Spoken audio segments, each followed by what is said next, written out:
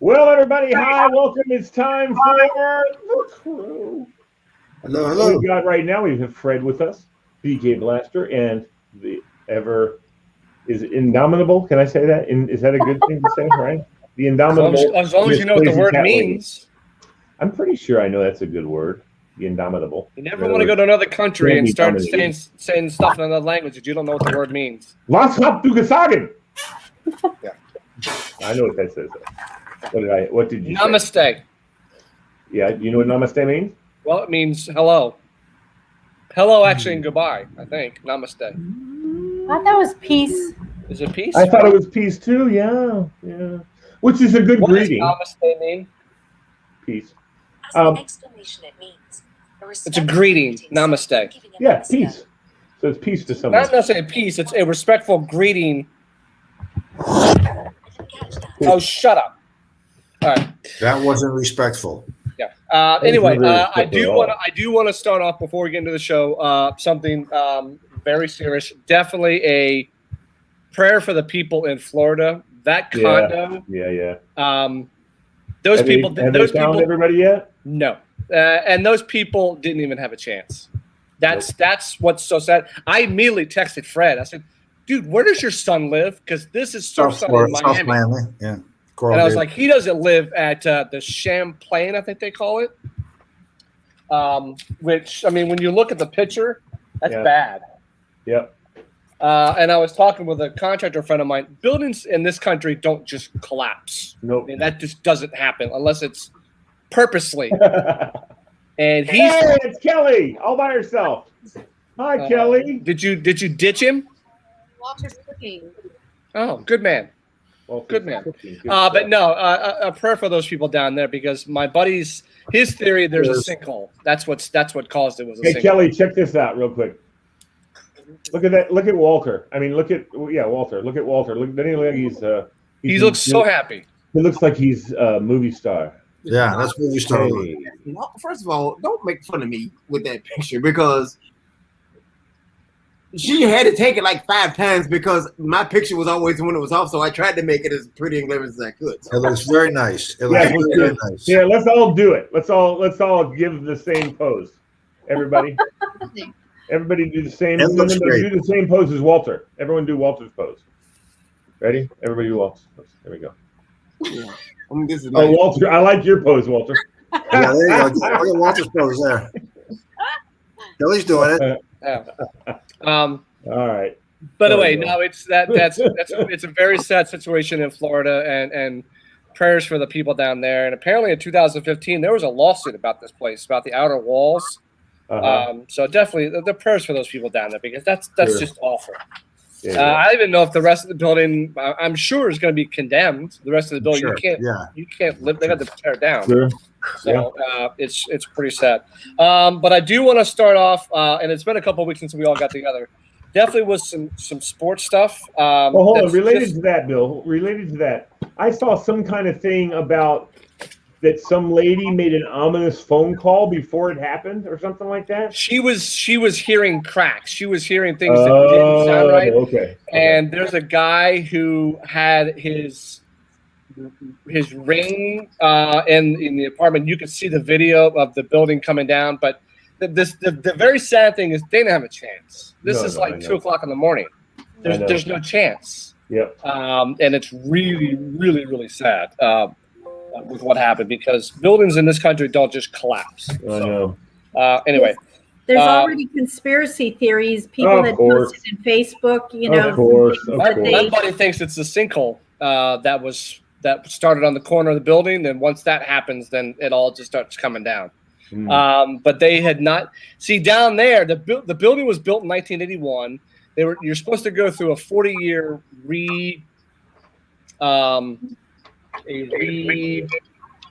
certification, whatever, of that building, and they weren't maintaining the outer walls, and that's bad. That's right. You feel so bad for this. What happened to you, Fred? What are you doing? Amy's out shopping.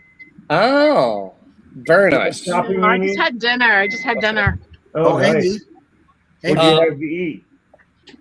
I'm sorry, what was that, Lee? What'd you have? Well, Bosnian food. Very Oh, nice. great. which is Hey, guys. fabulous. I think it was in your neighborhood, sort of. Are you near the Poconos? Harrisburg? Nah, I'm near Harrisburg.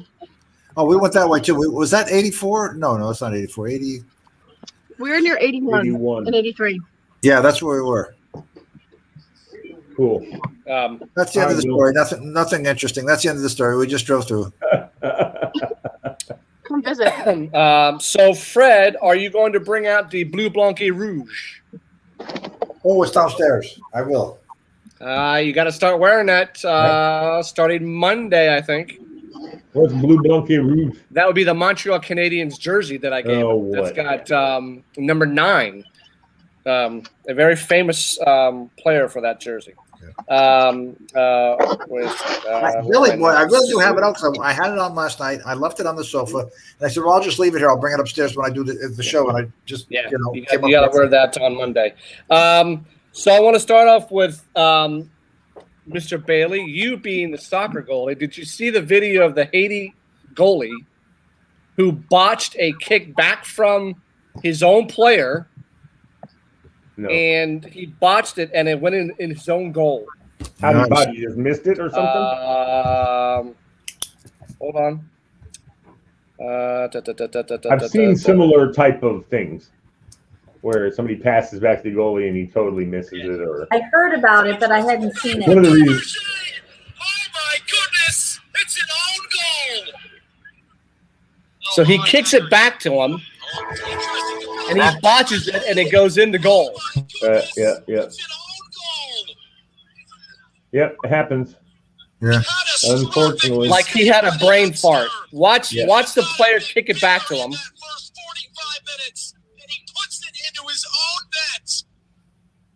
That's one of the reasons why that you'll notice that most of the time when you kick it back to the goalie stands away from the goal.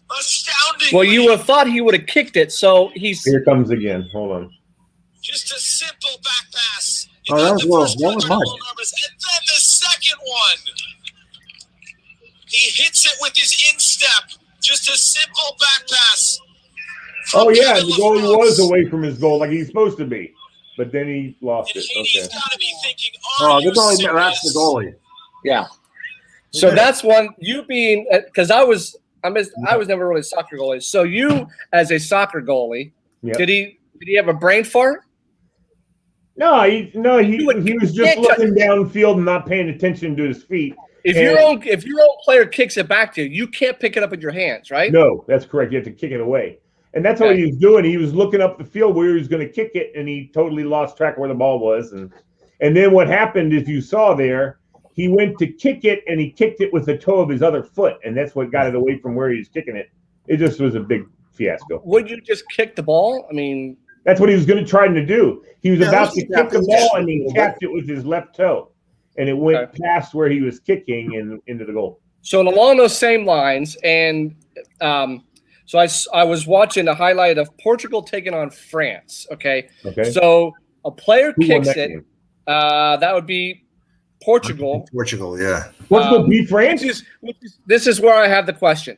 So the French kicker kicks it. Okay. Yeah. So a French guy's trying to head it as the goalie's coming at him. The goalie punches it out, but the goalie hits accidentally the player. Did he hit the player before he hit the ball? They came together at the same time. Yes. Okay. So the goalie gets a penalty, which I don't understand. So I'm asking you, doesn't a goalie have free reign in that box to punch it out? He has free reign in the 6-foot box. In the penalty box, he has, if he puts his hand on the ball, it's his possession. So he was basically making a challenge for the ball, just like any defender would, except for he can use his hands. So they're making a challenge, and it's the referee's discretion whether or not it was a dangerous play or not, I guess. So I didn't agree with that. Then that player doesn't do the penalty kick. Who does the penalty kick? Ronaldo. Yeah, anybody can do the penalty kick.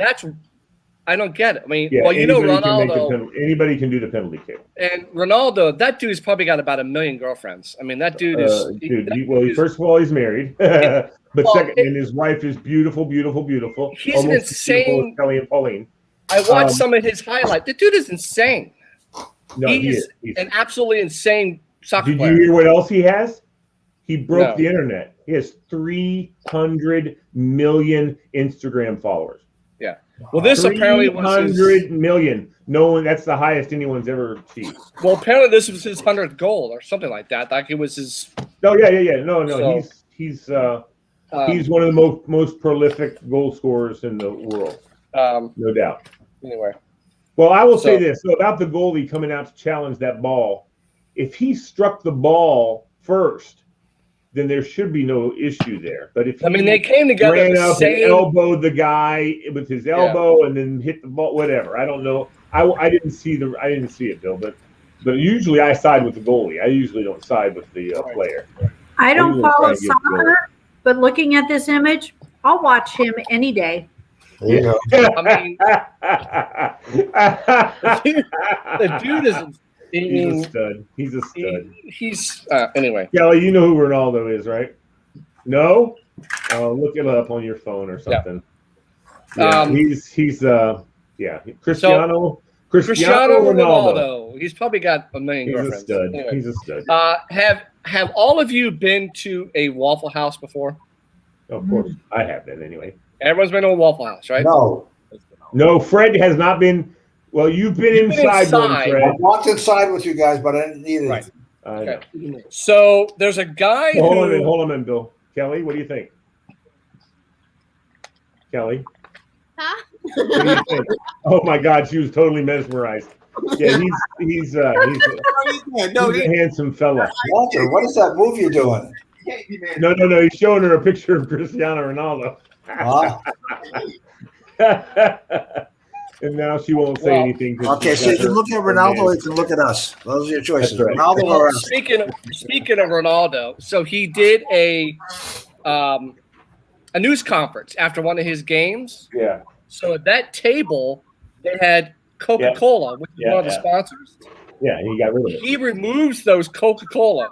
Mm-hmm. Coca-Cola, because of that incident, lost $4 billion. Lose $4 billion. Because he the market value, their value of their he stock. drinks water, not soda. Right. He moved those Coca-Cola bottles, and their market value went from $242 billion to $238 billion in that one press conference. It's back up though. One press conference can be a $4 billion loss for somebody who is that well known around the world. Dude, so Cristiano, insane. People do whatever he says. People do whatever he does. It's just like people used to do with Frank Sinatra and all those big. He is that big of a star that there's so many people who just love him unconditionally, and they'll do anything he says to do. Right. So you guys have all been to Waffle House, right? Yeah. Okay. So Lee and I have done fantasy football with a bunch of our friends before. Well, there's a guy who in 2020 he came in last in his fantasy football league. So his punishment was he had to spend 15 hours in a Waffle House. Yeah. He could eat one waffle. He could eat as many waffles as he could to reduce his time. He ate 9 waffles to drop 9 hours off of his 15 hours in this Waffle House, and it took him out of there in 5 minutes. Well. I need 15 waffles to be gone. I ate the 2 and I was full. I mean, to get to 9. Yeah, that was his punishment, was to spend all that time in a Waffle House. And he downed 9 waffles. Guess where I went reduced his today? time. I stopped by Krispy Kreme because I wanted to get a lemon glazed donut. Oh hell no, they don't have those anymore. Now they're doing 4th of July. They had them for a certain time. I know. I thought it was something. I thought it was a new item they're going to always have. Have you heard of the Waffle House Index after a disaster? No. The Waffle House Index is an actual real thing that they will let you know if the Waffle House is green, yellow, or red. If it's red, the whole area is totally wiped out. Yellow means it's open but limited menu. Green, it was a light storm. We can keep moving on. Look it up. It's really true. I believe it. Well, the problem is we went to a minor league baseball game and tried to go to a Waffle House, and they were closed between. Well, the first one They was closed because they had no staff. The second one, they were only to go from 9 p.m. to 6 a.m. And you know what? The only reason they did that is because that lady in that store decided that's what was going to happen. I guarantee it. Yeah. But I don't go to a Waffle. I wasn't decided. walking out of that Waffle House without a waffle. I'll eat it on the road if I have to, but I was not walking out without eating a waffle. It's Just just put it on the hood of the car and chowed down. Every road trip, I need at least one Waffle House stop sometime in that week. Bill, it sounds to me like Pauline's your girl, buddy. Sounds like Bill Moles. Yeah. Oh, the cat just hiss? Huh? Did the cat just hiss? No, Oh. I just moved the laptop. Yeah. No, I was moving the laptop. Oh, okay. So anyway, have you guys been to little kids' sports games where fights break out between the parents? No, I've never seen a fight break out with a parent. I have one time, and it got stupid out of control. Anybody else? I've never had a fight break out with, but I used to be a referee for kids' soccer games. And I remember one time the coach of a team, they had like 13-year-olds were playing. So it was a pretty competitive ball game, and it was boys. This was the first time they changed over from doing co-ed, and it was all boys, and they were playing. And the coach kept yelling at this one kid, like, Stephen, stop it! You need to move that way. And I'm like going. I went by at one point and said, "Sorry, Amy." I ran by the guy during the game. I said, Coach, you need to be quiet, please. And he's like, whatever, something like that. And then he started yelling again. And I walked over and I gave him a red card, told him he was gone. Yeah. And he started cussing at me. And before I could say anything, the head of referees happened to be standing watching the game. I had no idea he was there. And he stepped between us. And of course, he knows the coaches. And he's like, Mike, out of here, out of the sight of Lee. You got to be out of his sight. So, it's not like a stadium where you can go down in the locker room. Right. And I was just like, I just turned around. As soon as he stepped in, was talking to the guy, I turned around and left and just went back out to get the kids going back on their game. But no, I don't. That's ridiculous. And it turns out it was his kid. And that's what he was saying. It's my kid. I can say what I want. I said, no, you can't. Yeah. So parents and coaches face possible charges after a wild brawl at a kid's Little League game. A knockdown, drag-out battle royale between more than a dozen parents and coaches at a kid's Little League game could result in criminal charges against some of those involved, according to the Lexington Herald.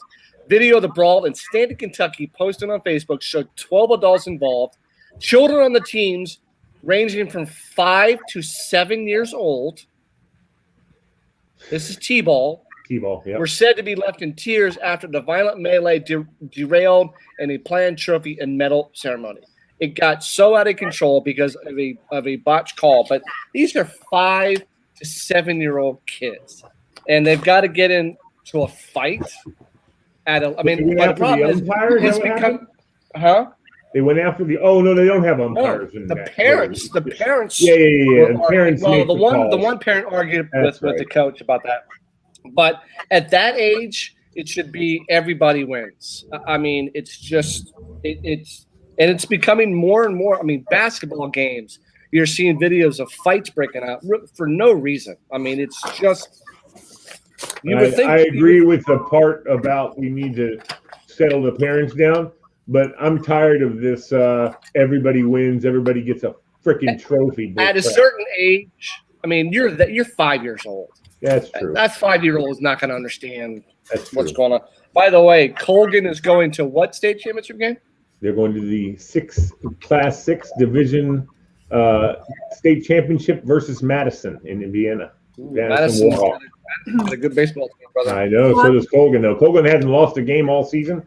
And when they played Cosby for the state semifinal, the first 3 innings were friggin' tight, right? Yeah. But then, oh my God, Colgan's opened the whip. The game ended, Bill, at the bottom of the 6th inning. Colgan scored, hit a base hit, which scored the 9th run, and the game was called. Yeah. So that's embarrassing for Cosby. For those of you who were not with us the other night, did you watch The Greatest Showman? I have seen it. Yes. And what is your take on it? Did we watch what? The Greatest Showman. Oh, That was no. our movie assignment. Oh, That yeah. was excellent. Okay. Fred. What did you take from it? It's better than Love Actually. Oh, okay. What did you take from the movie? Yeah. Oh, Amy. I mean, like, are we looking for the in-depth unpack a whole bunch of Just stuff? what your thoughts and did it inspire Good you? thoughts. Favorite songs? Would you recommend it? Oh, I would definitely recommend it. I thought it was really good. Mhm. I like the Island of Misfit Toys concept. I'm a huge fan of not judging people by their exterior and judging them by their interior. So I absolutely adore that concept, that sort of part of the storyline. I think it's not 100% accurate to who the guy was. I think he might have been even more of a cad in real life than they portrayed him in the movie. Some of the aspects of being with the circus were spot on, like what it's like to live in a circus environment with all the different people, which I have, and that's a totally different lifestyle, totally different personality, and so I thought that was interesting as well. Do you have a favorite What song? did you do? I was going to ask Amy, what did you do at the She circus? didn't do anything. Her husband did. I did nothing. My husband was the lead trumpet player and assistant conductor of the Ringling Brothers Barnum and Bailey Blue Unit. Really? And we lived on a circus train, and we traveled from city to city, and That's awesome. That is awesome. it was one hell of an adventure. For how long? I'll never do it again. For how long? A year? 6 months? I did it for probably 3 months, and then I left. And then Galen did it for a year. What was the circus train like? What was the circus train like? It was disgusting. Yeah. It was horrible. Traveling with all the animals. We were on a train with the other musicians.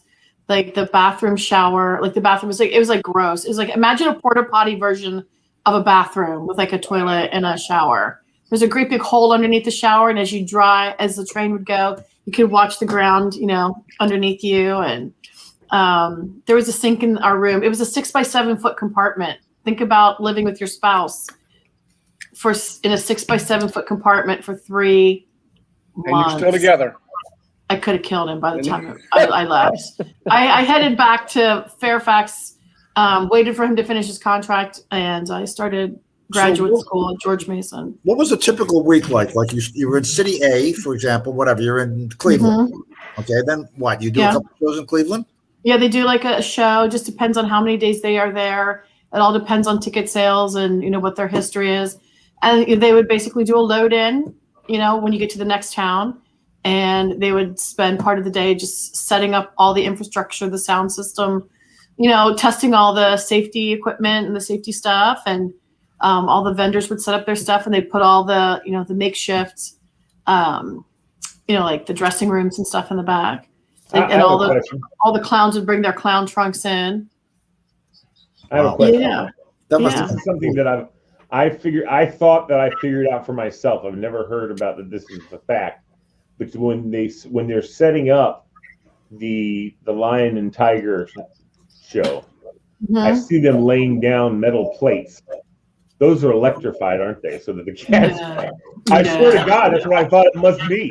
That's what keeps the guy safe. It's just to protect. No, it's just to protect the floor from the claws and all the other stuff. No, for real. Cats were like, that's what no such luck. Down on them.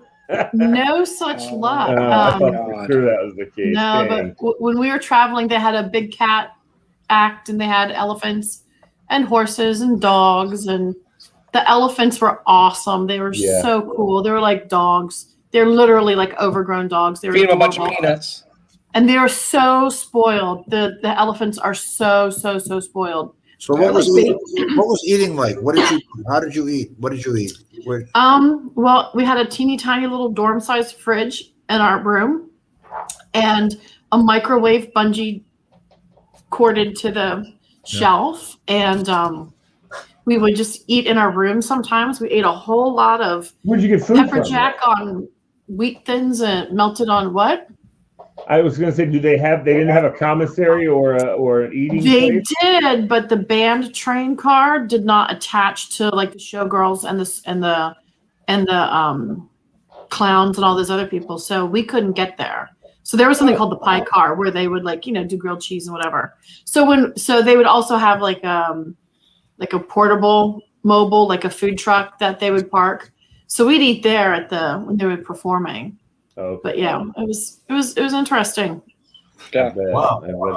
I would never want to do it again, but my husband would leave in a heartbeat. Well, my buddy Tony said that when they come to Eagle Bank Arena and or Patriot Center, whatever, when the thing comes there, he said they sleep everywhere in the arena. I mean, the different grapplers and things like that. They'll just find a place in the corner and put their blankets down and sleep in the stadium. The workers will, because they share a 6x3 foot, 2 guys in a 6x3 foot compartment. Holy crap!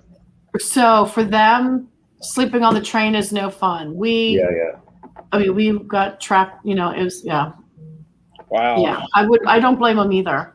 It was So was that Feld Entertainment? Yeah, Kenneth Feld. Yep.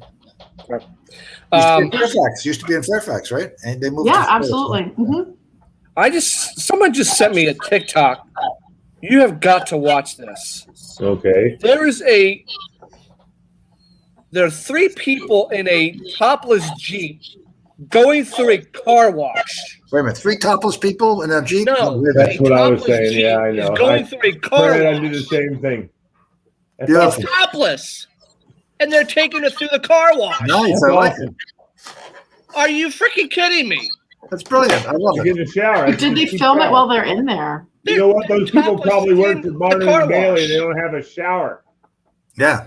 I know it's closed. Place is closed You down gotta be already. freaking kidding me. Yeah.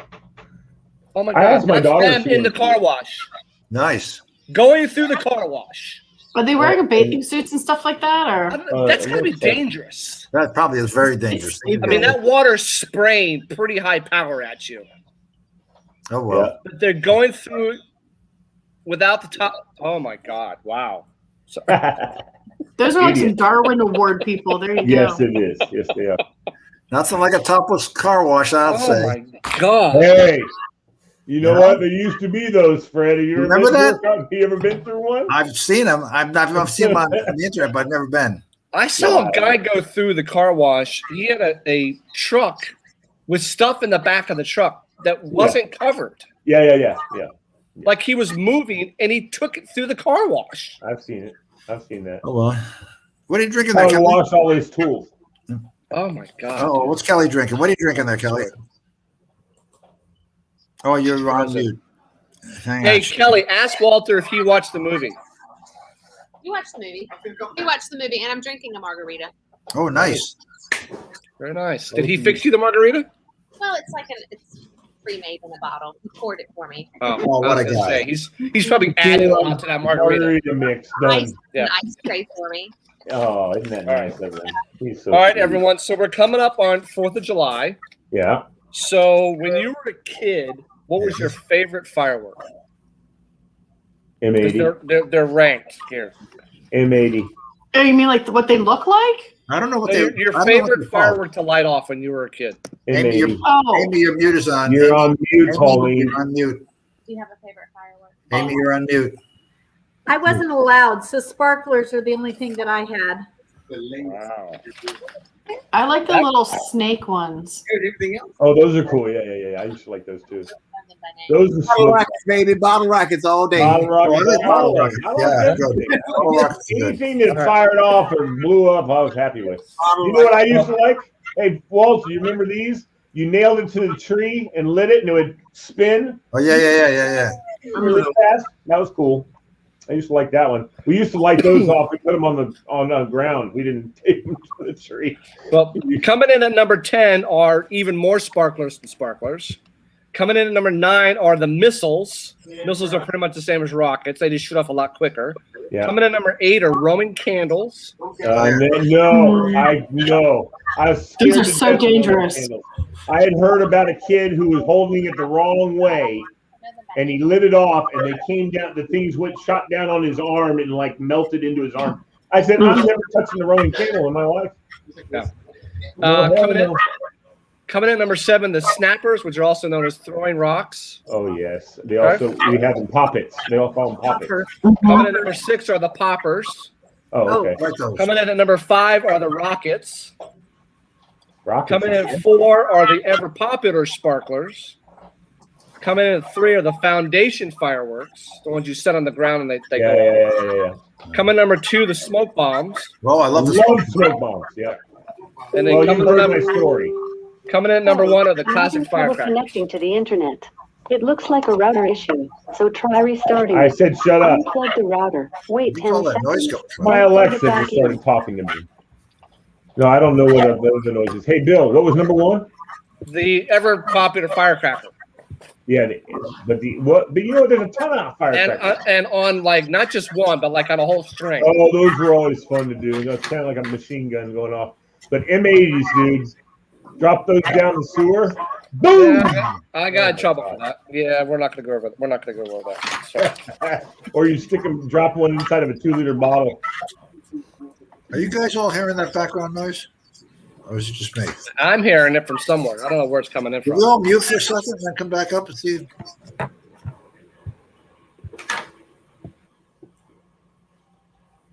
Okay, come off, Fred. I'll take care of them. Everyone mute. Unmute, I mean. All right, everybody unmute. Unmute Pauline. That's got to be Walter. That sounds like I know Walter. it is Walter. Will y'all just let me check? Yep, I just muted Walter. I don't hear anything. So, Walter's got background noise. That's all right. All right, I'm going to test you guys on some knowledge. We're going to, not really trivia, but I'm going to give you, there's 3 categories, easy, harder, and yeah, good luck. So, this one is, what fruits come in these varieties? So we'll start off easy. Bartlett and Bosc. I can't. What are pears? Here. Good. Bing and Rainier. Cherries. Cherries. Good. Are we raising our hands for these or no? Yeah, just got 'em out. Navel All right, and just blood. Orange. Beefsteak Wait, and wait, Roma. wait. Tomato. Tomato. Hey, can you? Hey, how did everybody said orange in a different way? Orange, orange, Orange. orange. Orange. Okay, Orange. now it gets Wait, Kelly, hold on. Kelly, say orange. Orange. Orange. orange. All right. How do you Go say? ahead. Let me hear. Orange. Orange. Orange. Orange. As in orange. Orange. Okay. Orange. So now it gets harder. Orange. Muscat and Scuppernong. Great. Great. Very good. Key and Kaffir. Lime. Lime. Haas and Florida. Avocado. Lime. Oh, yes. Oh, Yes. avocado. Avocado. Damson and Mirabelle. Plums. Wow, you're good at this. Okay. Oh. So now we're on the yeah, good luck. Eureka and Meyer. Lemons. Red Chief and Iriglow. Potatoes? Is it watermelon? No, they're all fruits. These are all fruits. Yep. Red Watermelon. Chief and Iriglow. Watermelon. That's not watermelon? Oh. Red grapefruit? Pink grapefruit? Uh-uh.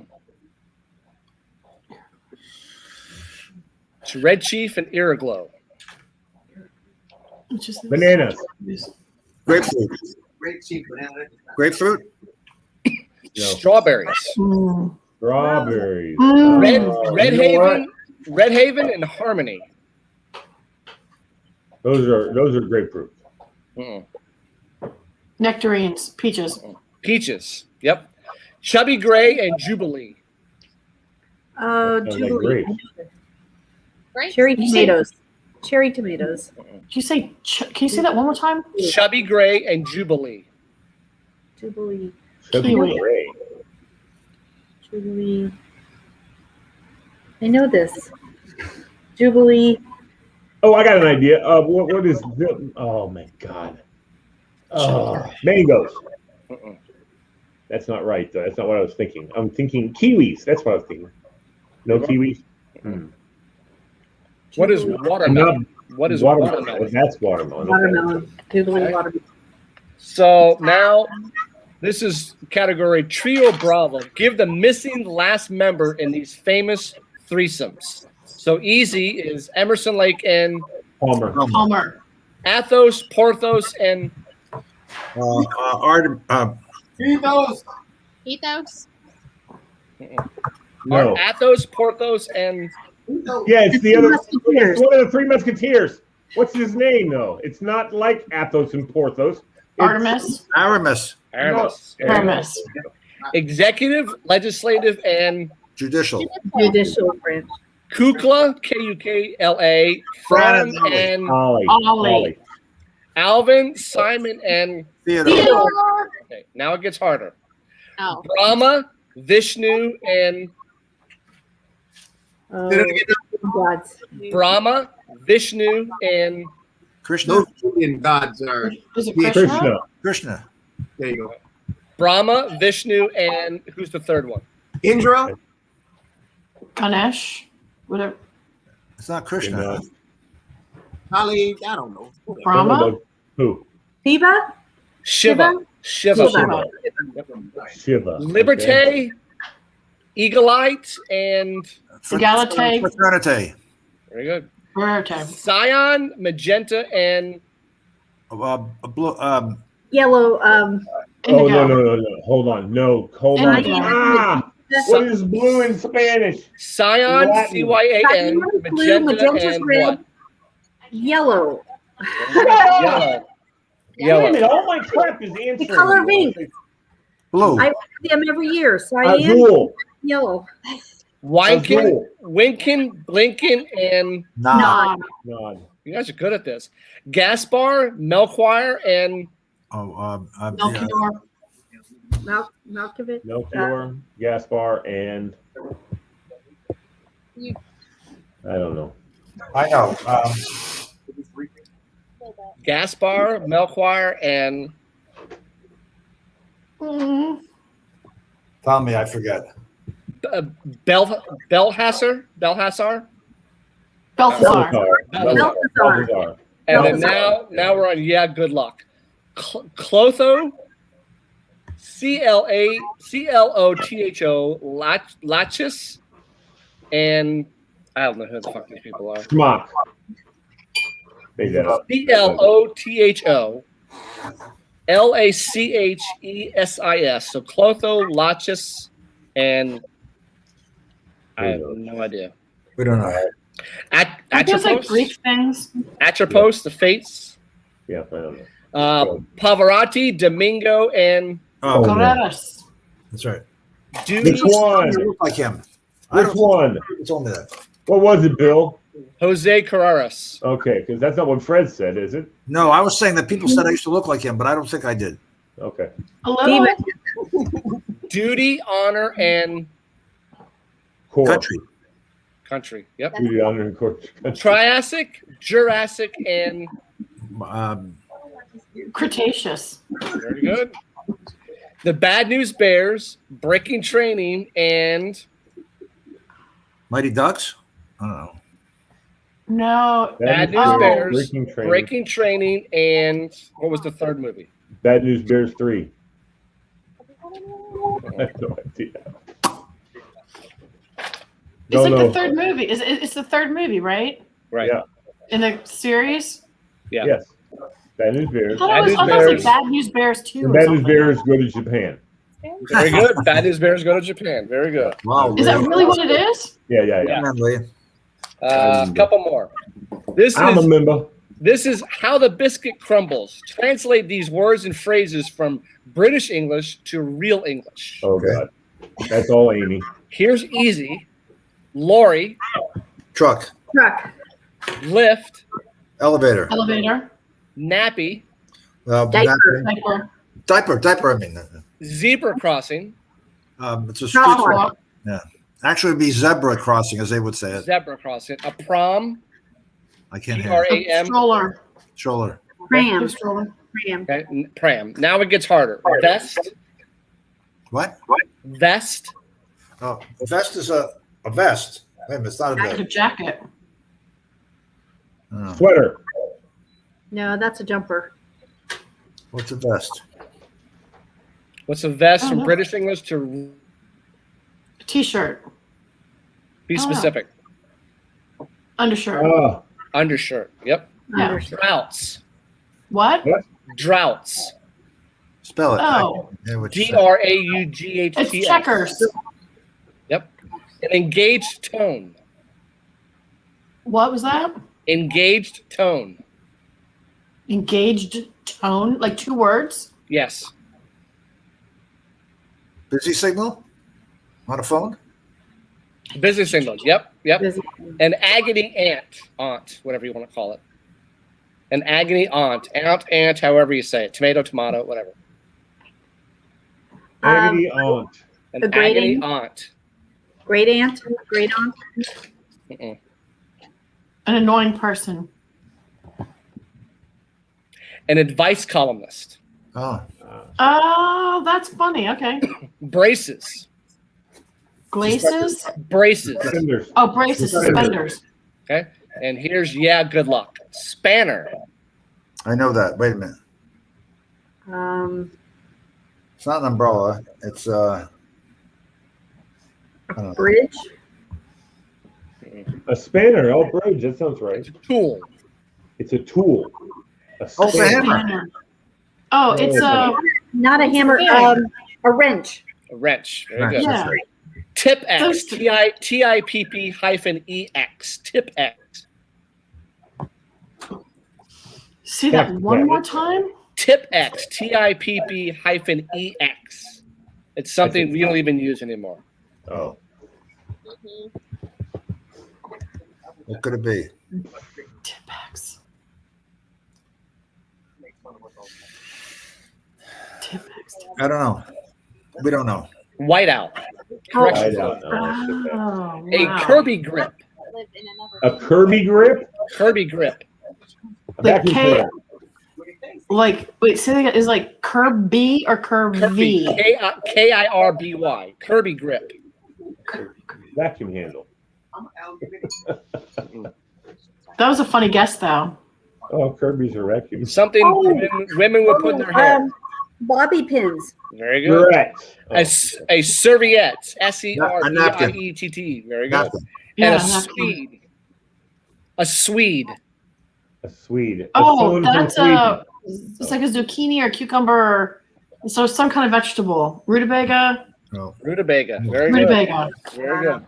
All right, last one. Name Yeah, the how do you city. know all that, Diva? You never lived in England? No, I haven't. Do you have an English friend or something that goes through all that crap with you? All right. No. All right. So now we are on last one. Name the city. This is easy. Rodeo Drive. Beverly Hills. Bourbon Street. New Orleans. Champs-Elysees. Paris. Oh, Paris. that's Paris. a country. Paris. H Street. HAIGHT. H- London. San Francisco. Peachtree San Street. Francisco. What? Atlanta. Atlanta. Okay, now it's Atlanta. harder. Beale Street. Memphis. Oh, I know it. Memphis. Yep. Memphis, yeah. Nevsky Prospect. Spell it. Moscow. Moscow. Oh no, St. Petersburg. Very good. Carnaby Street. London. Bi- You broke up. You broke up. Biscayne Boulevard. Florida. Miami. Miami. Lakeshore Drive. Chicago. L.A. That's right. Chicago. Chicago. And then, good luck. La Rambla. RAMBLA. I was there. What do you call it? Amsterdam. The answer to B. It's in Spain. Barcelona. Yep. Nathan Road. Spell it. NATHAN. Nathan Road. Sydney. Who knows? Sydney, Australia. Be in Hong Kong. Wow. Hong Kong. Yonge Street. YONGE. Yonge Street. Toronto. Tokyo. Paseo de la Which one Reforma. was it, Bill? Toronto or Toronto? Okay. All right. Paseo de la Reforma. Mexico City. And the last one, Reeperbahn. Spell it. Deutschland. Berlin. Spell it. Munich. REEPERBAHN. Reeperbahn. It's in Germany somewhere. It's a German word. Mhm. But Yeah. where? Stuttgart. Frankfurt. Munich. Berlin, Kaiserslautern, Heidelberg. Is it a German city? Yep. That's what I've just named off 7 of them. Berlin. I don't know. Hamburg. Mills. I said Hamburg. Hamburg. I said Hamburg. Oh, I didn't hear you. Yep. All I right. don't know why I didn't say Hamburg. That's a big time city. I did say Hamburg. All right. We give you credit, Pauline. We believe you. What you eating there, Amy? Chocolate mocha cake. Oh. The Bosnian restaurant we ate is also a bakery. And what's in the cup? Very nice. Milk? Just coffee. Oh, coffee. Nice. It's kind of nice. All right. Which do you want to hear first? Things to look forward to in the summer of 2021, 25 signs you've grown up, or 25 signs technology has taken over your life? The first one. The first one. All right, here are 11 things to look forward to in the summer of 2021. Coming in at number 11, shopping for Halloween candy when it's not even July. I don't get it. At number 10, trying to find a spot on the beach to plant your millions of belongings. Now, keep in mind, we haven't done anything in 2020. Coming in number 9, your phone is ringing while you're in the movie theater during that intense scene. I already had it this past weekend. Oh, The no. noise volume level at restaurants. Yeah. Fights at youth sporting events. We just talked about that. A 20-minute review of restaurant menus that you've seen a million times. Yeah. Sweaty hugs. Oh, I'm not looking forward to that. At number 4, getting the bartender's attention in happy hour. Yeah. We'll get So lucky with 3, fighting over parking spaces. that. I don't fight over shit. Long lines at the amusement parks. Yeah. We're And going to number King's one- Region, actually. I think maybe next week or something. I don't know. And number 1 for the summer of 2021, traffic jams.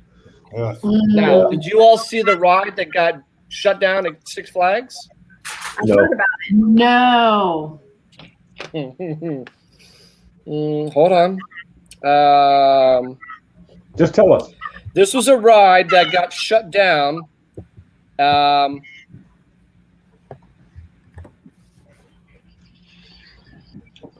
You see the ride, the thing is shaking. Oh, yeah. The pillar that holds this ride up is shaking. Oh. Yep, I see that. Holy Wow. cow. So they had to shut the ride down before it even got started. Missed it. Wow. This is Six Flags over in Maryland. I say still right. Still, all right. That's crazy. That's done. It's already I mean- gone. Look how much that thing is shaking. Yeah, that's Six Flags. So, is that one of your phones? Pauline. She just muted herself. So which one do you want to hear? 25 signs you've grown up, or signs Yeah. technology has taken over your life? Sure. 25 signs we've grown up. Coming at 25, your house plants are alive and you can't smoke any of them. That's pretty much. 24, having sex in a twin bed is out of the question. Yes, that's correct. 23, you keep more food than beer in the refrigerator. Yes. Not Walter. Walter hasn't grown up as far as that's concerned. Coming at number 22, 6 a.m. is when you get up, not when you go to bed. No. That's Coming at too early. 21, you hear your favorite song in an elevator. Yeah. Yes. Oh my Coming in God. at number 20, you watch the Weather Channel. I do. Yeah. I have Coming in at watched 19, your friends marry and divorce instead of hook up and break up. that. Coming in at number 18, you go from 130 days of vacation to 14. That's right. Oh, God, 17. yes. Uh, Coming in at 17, jeans and a sweater no longer qualify as dressed up. right. At 16, you're the one calling the police because those damn kids next door won't turn down the stereo. Coming in at 15, your older relatives feel comfortable telling sex jokes around you. Oh. Oh, isn't that the truth? At 14, you don't know what time Taco Bell closes anymore. At 13, your car insurance goes down and your payments go up. That's At true. 12, you feed your dog science diet instead of McDonald's leftovers. Right. At number 11, sleeping on the couch makes your back hurt. I'd love to sleep on the couch. I love to sleep on the couch. Coming at number 10, you no longer take naps from noon to 6 p.m. Coming in at number 9, dinner and a movie is the whole date instead of the beginning of one. Yes. At number 8, eating a basket of chicken wings at 3 a.m. would severely upset rather than settle your stomach. That's true. At 7, you go to the drugstore for ibuprofen and antacid, not condoms and pregnancy tests. Look at Fred, not even cracking a smile. At 6, a $4 bottle of wine is no longer pretty good stuff. Right. At 5, you actually eat breakfast food at breakfast time. At 4, You haven't grown up then yet, Bill. huh? You haven't grown up in that case. Oh, dude, I had a bowl of cereal tonight. You I kidding? know, I know. And that was the peanut butter crunch. Coming in number 4, I just can't drink the way I used to replaces I'm never going to drink that much ever again. At number 3, 90% of the time you spend in front of a computer is for real work. Yeah, that's right. At number 2, you no longer drink at home to save money before going to a bar. And at number 1, you read this entire list looking desperately for one sign that doesn't apply to you.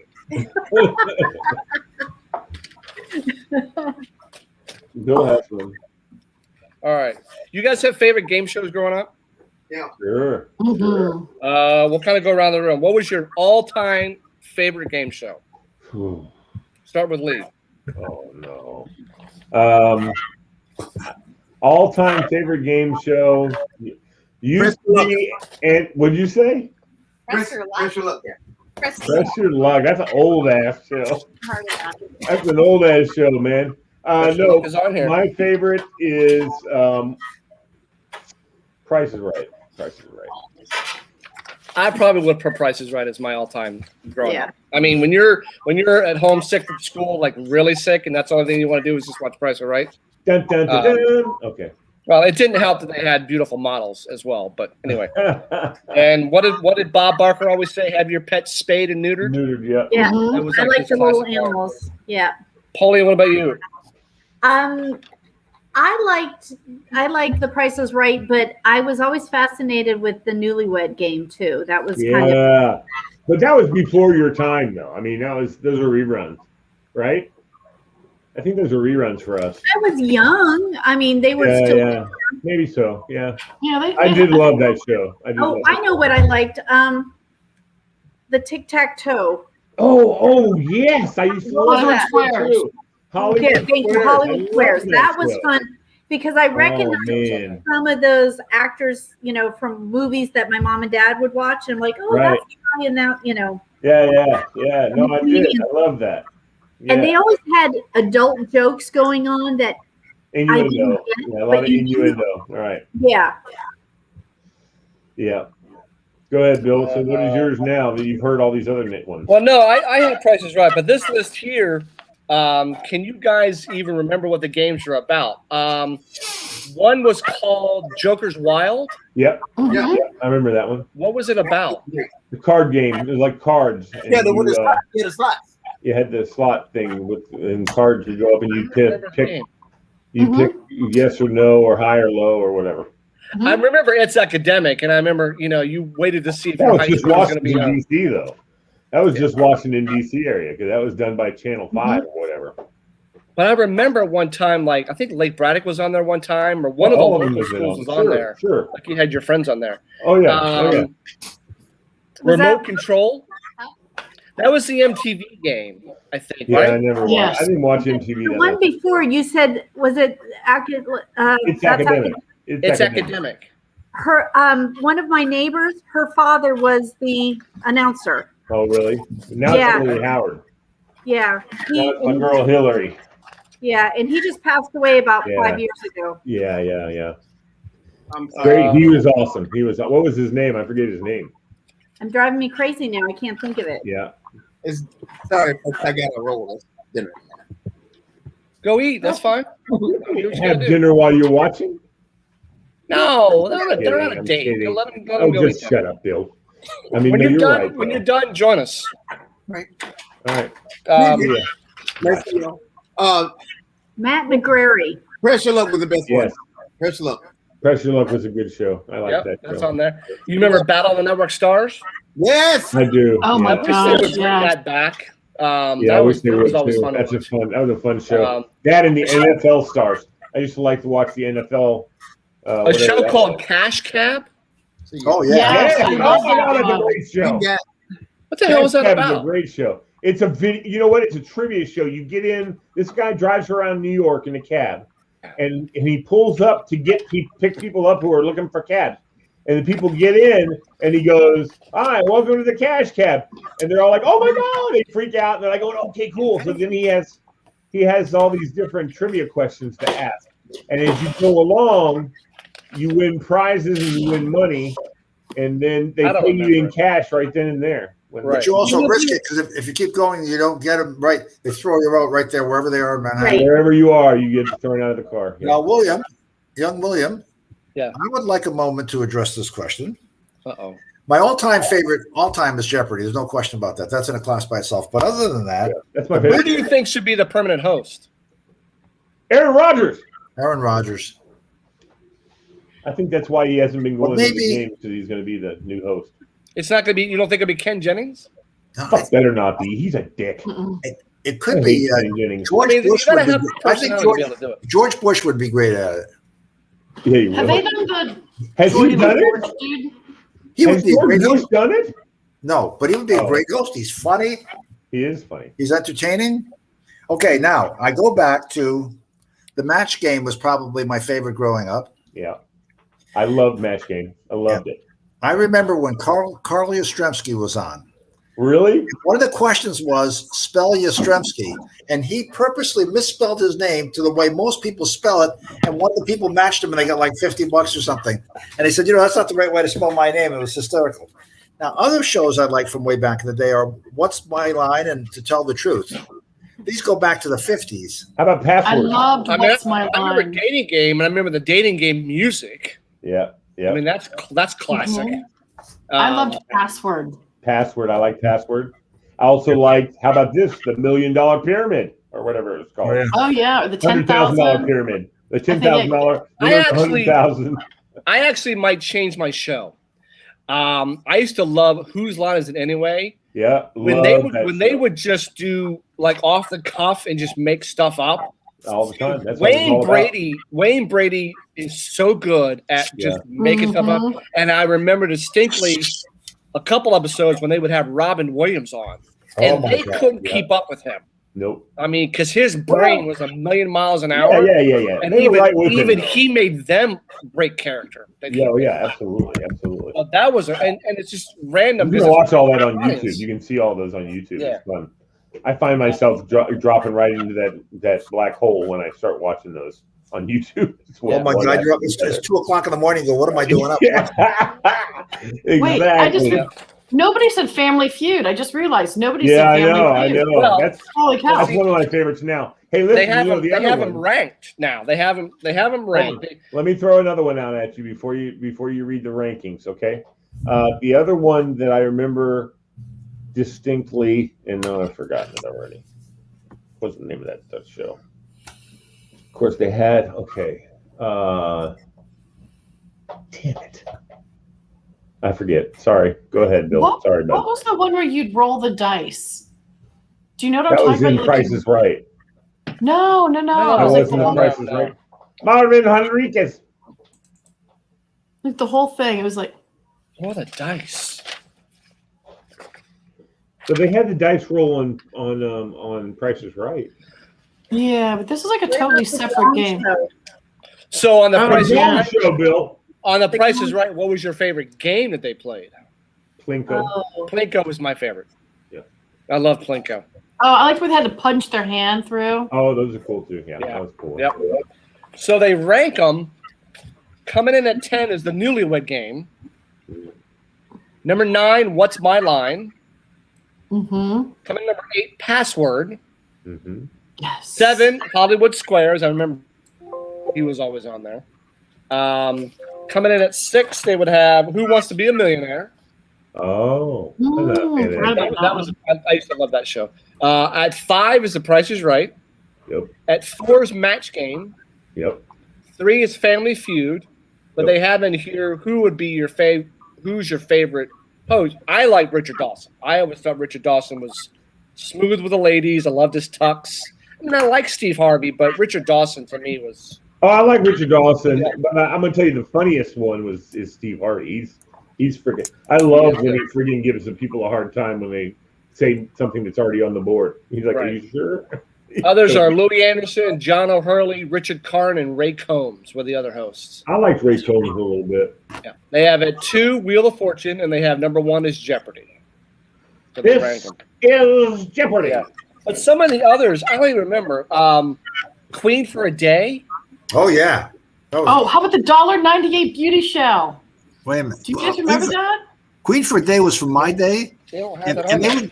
And the prize the woman would win, they like tell her, this is it. She's worked so hard for her family, so she's going to be queen for a day, and she'd win like a washing machine as a prize.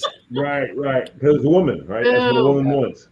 That's what women want. They want the washing machine. I need a new refrigerator. It was Bill Edwards was the host, and they get, now that I look back, it obviously had to be set up because she'd be like at work and the cameras are coming. This is cameras. That all had to be set up. And are you Sally Jo? Well, you're a queen for a day. And then they take her out at the end and they show her all. I don't remember that. I don't remember that show. No, The Gong Show. I do remember the Gong Show. I do remember name the Gong that Show. tune. The Gong Show. Name that tune is on there. The Gong Show. Gong Show was great. Monty Hall, Let's Make a Deal. Yes, and you know what, Bill? Speaking of, that's what I was going to say. That's the one I was going to tell. Let's Make a Deal is now, it's still running. And now, what's his name from Whose Line Is It Anyway? Wayne Brady is the host of Let's Make a Deal, of the current one, the one that's going on now. I do remember Deal or No Deal. That was pretty good. I like that one. Oh yeah, with Howie. You like why you like that show. Don't start with all the models. Yeah. Weakest Link. The Weakest Link. Yep. Which there's a new version. The weakest link. Yeah, but there's a new version now with Jane. What's her face? With Jane. What's her face? Yeah. I don't know. A show called Tattletales. Yeah, I've heard of that. Oh show. yeah. Tic Tac Toe. Yeah. Wipeout. Yeah, that's a new show. That's a show. That's a new show. You have to go through all the Japan contraptions. Yeah. A show called You Don't Say. Never heard of that show. I don't remember that one. Pantomime Quiz. Nope. Mm-mm. Liars Club. I remember the name, but I don't remember the club. I've Got a Secret. Oh yeah. I remember that one. So. Oh, that was a really good one. My son heard us and he walked through and he goes, his favorite game show he watches is a British one. 8 out of 10 cats does Countdown. It's a British game show that they watch all the time. I don't know. 8 out of 10 cats Countdown? Yep. 8 out of 10 cats does Countdown. I don't know. He said it's. Well, you know those Brits. I was telling my mom and dad the other day, Fred, about your flatmate that was below you in your building. And my mom was like, "Who's Benny Hill?" I was like, "Whoa. Benny Hill? Come on, he's classic." So I looked up the name of that dice game. It was called High Rollers. Oh, that's right. I remember it. Yeah. High Rollers. Yeah. You remember on the Gong Show, Gene, the dancing machine? Yes, I love Gene, the dance machine. Oh, yeah. And then there was also, wasn't there a dancing bear or something like that? They used to have that also. Yeah, that was a fun show. Okay. Moving on to another subject. And the big hook. Remember, Fred, the big hook? Oh, yeah. Give me, and we're not talking fast food restaurant. We're talking real restaurant. Your favorite sandwich. That regardless of health, anybody can eat? We're not talking McDonald's. Yes, Wendy's. I'm talking like a cafe. I'm talking like what about a deli sandwich? Yeah. What your favorite? Like a Reuben or something like that? Yeah, could be that. Could be. But I don't have to eat it, right? It's my favorite, but I don't have to eat it. Right. You can't eat it anymore because you're old. And The reason I mentioned that, and it also came out in the weekend section, 25 best sandwiches. Okay, all right, put it away. Hold on. My company is doing a golf tournament at Stonewall. So the golf committee went down there, had lunch, and then we did a round of golf, which I actually did the best round of golf I think I've ever done. But I had a club sandwich. This bitch was club sandwich. I'm talking as good as 29 diners. It was better than 20. I mean, wow. It was full club sandwich. This thing was so good, and even the fries were good. So it's like, I mean, I've always been a big Reuben fan. There's certain places that can make a Reuben that will kick had one anybody's yesterday. ass. I had one yesterday. There are certain places. Bill, the McLean family restaurant out in the Langley area. I took my daughter, and she's nannying this summer. Oh my God, you don't know how much money she's making. Anyway, we took her and her little girl that she watches, to Clement John Street, out in Langley. Where's this restaurant? What is it called? It's called the McLean Family Restaurant. It's off of 123 actually, but it's down there where 123 and Georgetown Pike intersect, and then you go up 123 a little bit, and there it is right there on the left. Okay. So it's really, I mean, I got to tell you, it was pretty damn good. Big, thick pieces of corned beef or pastrami or whatever. I think Clyde's, every time I've gone to Clyde's, Clyde's can make a damn good Reuben sandwich. And there's a Clyde's right at Capital One Arena. Their Reuben is really good. So anyway, do you guys have a favorite sandwich? Well, I will say, as far as Reubens are concerned, my mom makes them on Christmas Eve. I'm talking like a restaurant you've gone to. No, I know that, but I'm just saying her Reubens are the freaking best I've ever had. Okay. Pauline. I like chicken salad with grapes and nuts on a croissant, and it's hard to find in a restaurant. Okay. That's your favorite sandwich of all time? Chicken salad with grapes and nuts on croissant. Okay. All right. Fred. And in the U.S., it would be the pastrami or corned beef. Specifically at the Stage Door Deli, where we got one with both on it. It was called the Woody Allen Special. It had corned beef and, I mean, this thing was this big.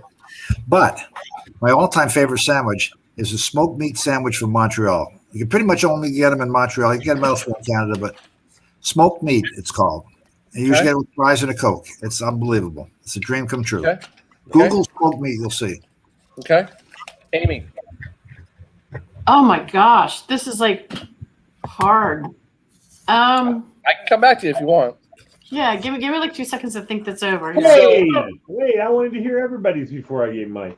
I will tell you my favorite sandwich, and this is, I don't eat it very often because it's not I know. Go ahead, Amy. Okay. My favorite, like if I had to pick like one last meal sandwich, it would probably be however you want to say it, gyro, whatever. Yeah. Down at Angie's at Twin Brook Shopping Center with feta. Yeah, I go there for their steak and cheese sandwiches almost every time. That's the only place I get a steak and cheese is from Angie's. Yeah. Yeah, I will tell you though, Bill, the Jersey Mike's, they make pretty damn good steak and cheese. The Jersey Mike's, I get the number 8, which has got everything on it, and they call the Jersey Mike's Way, which has got everything on it. When you're hungry, that's just a damn good sandwich. It's just it's got the ham and the tomato and the bacon. It's got it all. Philly cheesesteak at Jim's on South Street. Okay.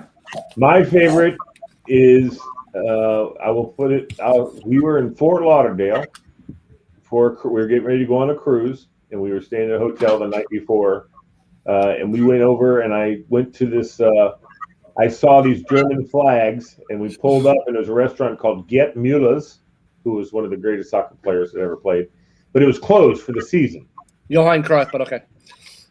That's freaking Holland. They suck. Anyway, across the way from the German Gerd Muller's place, and by the way, Gerd Muller scored more goals than Johan Cruyff. Across the street was Three Jewish Guys Deli. Was the name of the place. Three Jewish Guys Deli. So I was like, well, because I was thinking, well, we'll have lunch at the German place. No, they're closed. So we went across the street, went in there, and it was like a real New York deli. There was no one in there, first of all, but there's these 3 old guys behind the counter. You know, they're just mostly, we're sitting there talking when we came in, and I ordered a liverwurst on rye. Freaking thing was this freaking big. It was the greatest sandwich I've ever had in my life. What was I had onions on it. What? What was the side? I think it was, I just had coleslaw maybe or something. I'm not sure. I mean, always I don't put remember what pickles I out had. at the table anyway. There's always pickles And of there. course, exactly. No, it's a big fat pickle, big kosher pickle was on the plate. But oh my God, that thing was so good. I love liverwurst. It is so good. I know it sounds like with your cats, you have to make that stuff for your cats to eat.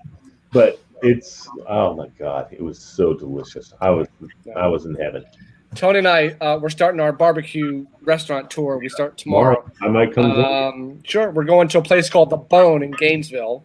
So we're going to be going to a bunch of different ones. Then we're going to have a T-shirt made up that's going to say Bill and Tony's 2021 barbecue tour. We're going to have all the dates listed of all the barbecue places we're going to. So we start at a place called The Bone tomorrow. But so you got to check out. This was in the weekend section last week. I'm sure you can still look it up. Some of these sandwiches are insane. This one is called Heir to the BLT from the Fight Club. That looks damn good. Yeah, it does. That looks pretty good. This one's called the Cruddo. The Cruddo? What kind of meat is that, Bill? Prosciutto and mozzarella sandwich in part, growing up in Naples. It's got prosciutto di Parma, straight from the mother country, and fior di latte, a fresh cow's milk mozzarella. A prosciutto sandwich? Pepper. Oh my God, that sounds awesome. Yeah, it looks pretty damn good. This one's called the Jerk Club. Yeah. Jerk chicken. Jerk chicken. Looks pretty good.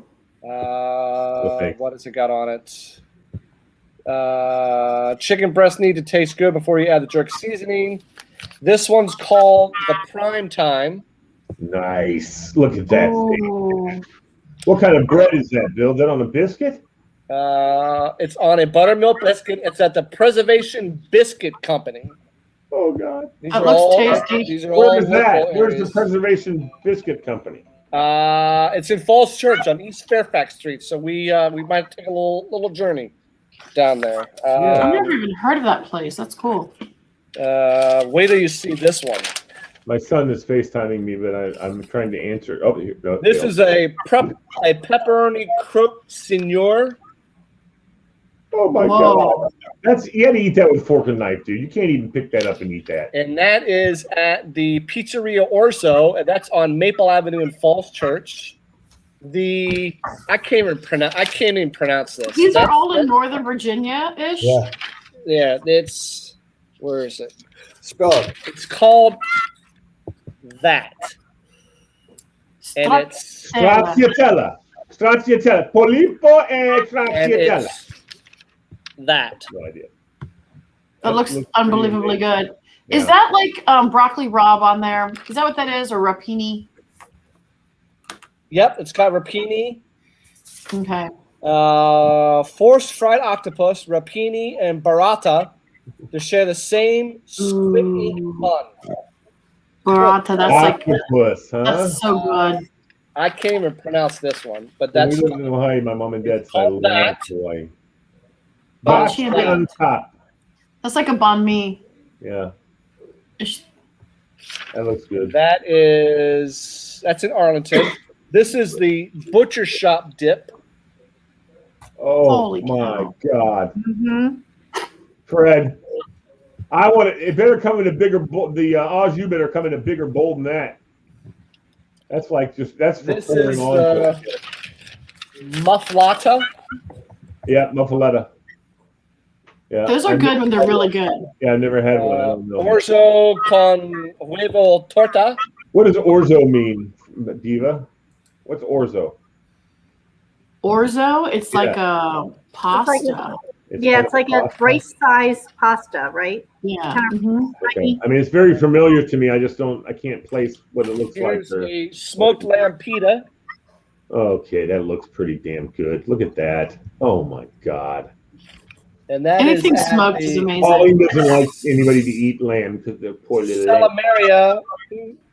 It's down in DC. And here's a smoked whitefish salad. No thanks. Oh, those are good. Yeah, yum, yum. I love smoked whitefish. Yeah. We make our own. Lee, you don't like that? I don't like. I'm not a How big do you make your own? We just buy whitefish and then get some cream cheese and. I'm gonna keep that. That's You fillet it? No, you just buy it like in the Jewish deli section of the grocery It's store. already been filleted. No, you buy it whole. A whole fish. Yeah, well, So how without do the you head. get the usually. meat out of it? You got to get all. You You have got to get it and pick it apart. Then you get the cream Really? cheese. You put a schmear on there. Yeah, and we just mix them thanks. together. No thanks. That's okay. Sometimes put a little squeeze of lemon in it. You know the problem Maybe would be. thin it out with what a would little happen with me? cream. Can I tell you what would What? happen with me? What would you know? Tell you what would happen with me? I'd get a bowl, and it would freak me out, and I couldn't eat anymore. You just have to be Same with careful. chicken soup. You know what? My grandmother made the best chicken soup. You know, like from a carcass, we'd have chicken, and then she'd pick it apart and make soup with it, and boil the whole carcass in the water and pull the carcass out, and then whatever. Mhm. She made this southern cooking, man, and she would make the best chicken soup. And inevitably, when I was eating it, I'd find a bone. And it was always so cool because I'd say to my grandmother, "Is there any bones?" And she'd say, "No, Lee, I picked it. And there's no way there's any bones." As soon as I catch one, I go, "What's this?" My grandmother, "Oh, I'm so sorry, honey." And I'm like, "Oh," because I always got a damn bone in chicken soup every time. The only chicken soup I don't get a bone in now is the Chick-fil-A chicken soup, chicken noodle. Problem is with Chick-fil-A, and I've given them a hard time about this, they make your soup and they like dip off the top. There's no good stuff. It's all at the bottom. You got to get down in there and stir that crap up and get some damn chicken in there. And I've said before, I've gone back in and the manager and I said, "Listen, you need to teach your people who dip this. They need to put that ladle all the way down in the bottom, stir it up, and make the soup because I don't like broth. I want the chicken because they have the best chicken. I want to taste chicken." So all it is chopped up grilled nuggets. That's how they make it. You might like my chicken soup. I put about 4 pounds of chicken for every 1 pound of noodles. Nice. Well, truthfully though, I do like the big broad noodles. I love the big, like almost to the point of. I like the noodles that are almost to the point of. What's the what? Dumplings. Yes, exactly. That's what I use. I want noodles that are almost dumplings. I mean, I love dumpling soup. My grandmother used to make that too. And again, I'd find the bones. She'd make chicken and dumpling soup, and I'd find a bone. But yeah, dude, those big fat noodles. I don't even want that much broth. Just a little bit of broth to give it some flavor, and I'll eat chicken and noodles all day long. Good stuff. And but also. Remember, who is it that made that? Somebody made some restaurant you could get chicken and dumpling soup, and they had like the square dumplings. The dumplings were cut into squares. Is that Cracker Barrel that makes chicken? Cracker Barrel has chicken and dumplings. Yeah. I think I found a bone in mine too, by the way, when I had it there. But really? Oh, I'm a bone magnet. Are you kidding me? Bone magnet. That sounds you know what's so funny? Have you ever I know what's so funny. That expression you just used is hysterical. What I say? I'm a bone magnet. I'm a bone magnet. All right, you're a bone magnet. Bad girl. It sounds like gay porn. I know it does. Yeah. I'm a bone magnet. God, thanks a lot, Mamie. I wasn't even going there. Wasn't even near there, and you just had to turn off the road, didn't you? It's been a rough week, my friend. I hear you. But where was it? I was going to say. Go bone magnet. Let's hear. No, have you ever seen? You know. What's her name? She's the original writer of "You've Got a Friend." What's her name? Carole King. Carole King did a musical. She wrote a musical and put it on a record. And I have the record. When we were kids growing up, we had this record. It wasn't Free to Be You and Me. That was Marlo Thomas. This was called Chicken Soup. That was the name of the show, Chicken Soup. And there's a song in there that says about this little boy, and his mom boiled up a pot of chicken soup, and he ate it, and he fell down, and he drowned, and whatever, because he died. How does the song go? He choked on a bone and died, basically. That's how the song goes. And I'm like, never eaten chicken soup again.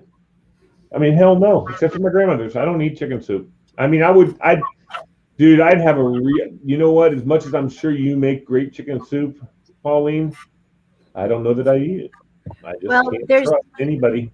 I can tell you there's no bones in mine because I buy boneless, skinless chicken breast strips.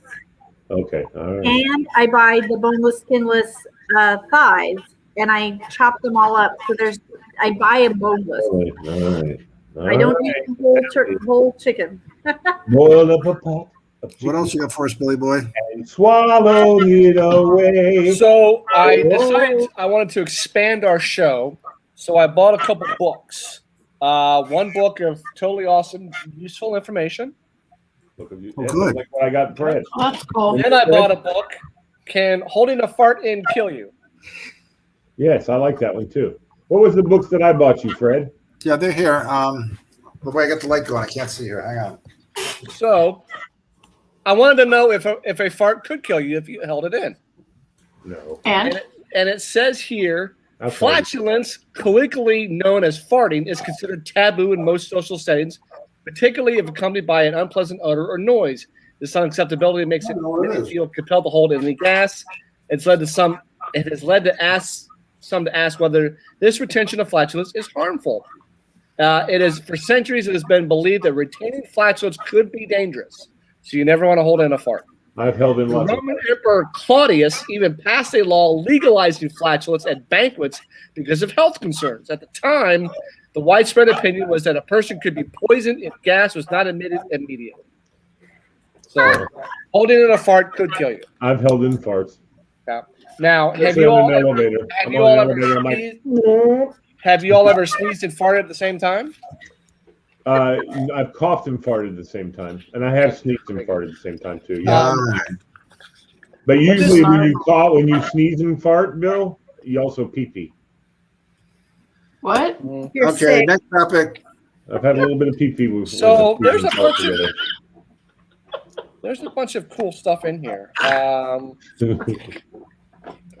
One of them was. I mean, I didn't wet my pants or anything, but just a little bit of ooh, hey, watch it. Where was it? Okay, that happens when you're pregnant and you have a 10-pound child sitting in your I believe that. Yeah. Go, Bill. Hold on. I'm trying. Where was it? Hold on. My mother-in-law, she hasn't admitted to this, but except to her daughter. But when she sneezes or coughs, she has a little bit of. Okay, come on, Bill. We're counting on you to save the show, buddy.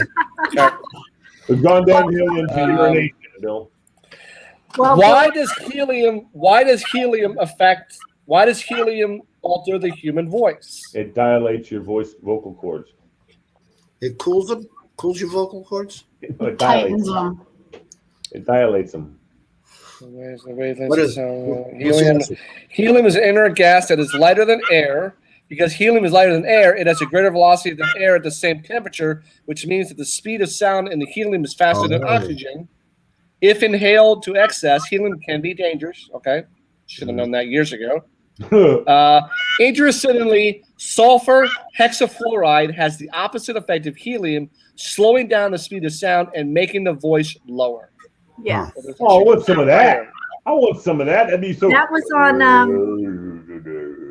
That'd be cool. By breathing in the helium, the body's deprived of oxygen. That's why it goes up higher. Interesting. Why is a left-handed sportsman called a southpaw? I'll tell you. I know the answer. Go, Fred. Okay. Tell us. Okay. In baseball, his left hand faces the south because all baseball stadiums are built so that the sun sets behind the batter, which would be the west. The east would be in the outfield and center field, so that the pitcher doesn't throw into the eyes of the batter. Right. Batter's always That's standing. cool. Yeah.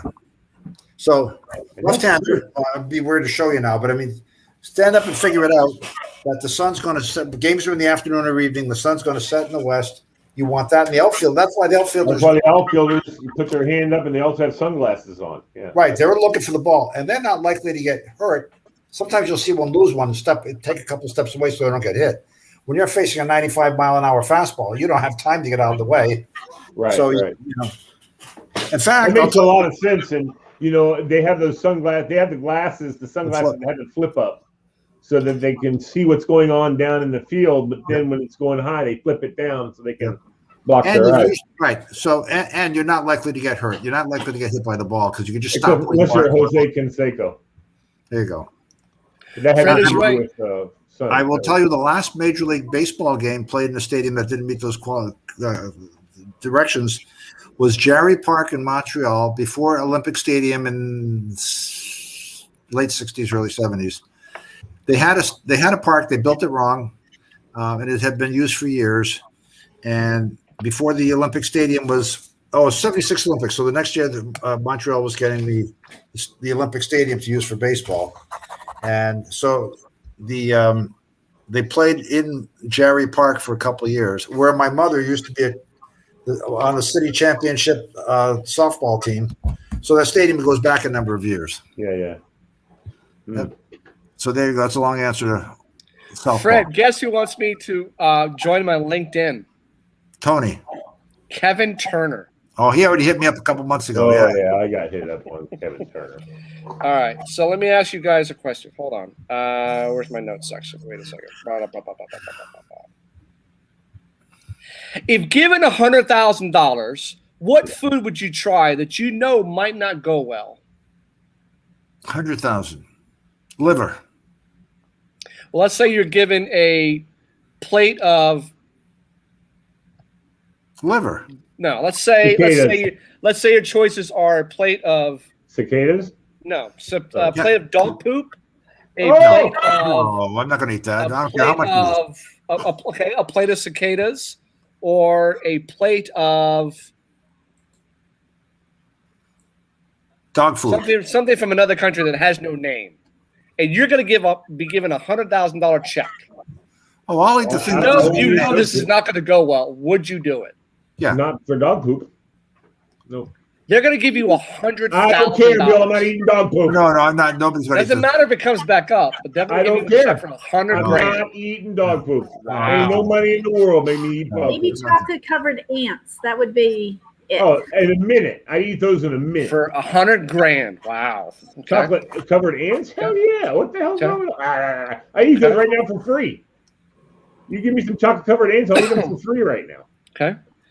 Would you rather be caught in a tornado or a hurricane? Hurricane. I've been in a hurricane. I've been in a hurricane, so I'd rather be in a hurricane. Yeah. Amy? I'm going to say hurricane. Okay. On a dare, would you try a plate of jalapenos or wasabi? Oh, my God. Not on the dare. I wouldn't do either one. Yeah, I could do jalapeno with the cream cheese, a little fried. Poppers? On a dare? No money? I said, no, forget it. I'll watch you do it. If pay was decent, would you work in a food factory every single day as a career? Sure, why not? Sure. What is You're doing the same thing every damn day. For a lot of money or a little money? Depends on how much money. The money's decent. You can live off that. But Well, I don't wanna live off it. you're like wrapping candy bars every day as a career. I don't want to live off it. No. A lot of people that do it. Okay. I don't know. I guess I would. I don't know. I worked at washed dishes for 6 months. What famous athlete would you trade places for a day? You get their Cristiano lifestyle, Ronaldo. they get yours. Cristiano Ronaldo. Michael Jordan when he was in his day. I think some famous gymnast Because I would love to know that feeling of like flipping through the air and Yeah. not having a care. Well, no, you're like living in their house. You get their lifestyle, Oh. they get yours. Oh, you don't get their talents. No, just you get their lifestyle for a that day. crap. They get yours for a day. I would trade with Taylor Swift. I know she's not an athlete, but I would trade with Taylor Swift. I was Went to thinking Mom like and Dad. Tiger Woods or maybe LeBron James or something like that. They'd trade their life for a day. I'd live with. I'd trade Shaq. I'd trade with Shaq. Yeah, Shaq. He has a badass house with some cool ass cars. Okay. Yeah, I'd trade with Shaq. Okay. Yeah, Shaq. Do you ever analyze why you like certain things? No. Not really. You never sit and analyze why you like what you like. Not I really. did it the other day. Like I don't know why I like Krispy Kreme donuts. I just do. I don't know why I do. Yeah, that's why I don't waste. That's why nobody wastes time analyzing because you don't know. Yeah, but I you do- never sit and think, why do I like? Because everybody's different. I Why do you do like what when you I like? make dinner. I'm like, why is there certain things I like and I make, and it's like because my parents did or I didn't like it as a kid. I've never made liver and onions. I've never made stuffed peppers. I never liked them as a kid, so I have I like stopped stuffed thinking peppers. about it. Yeah. I like stuffed peppers. I don't know if I've ever done that before, Bill.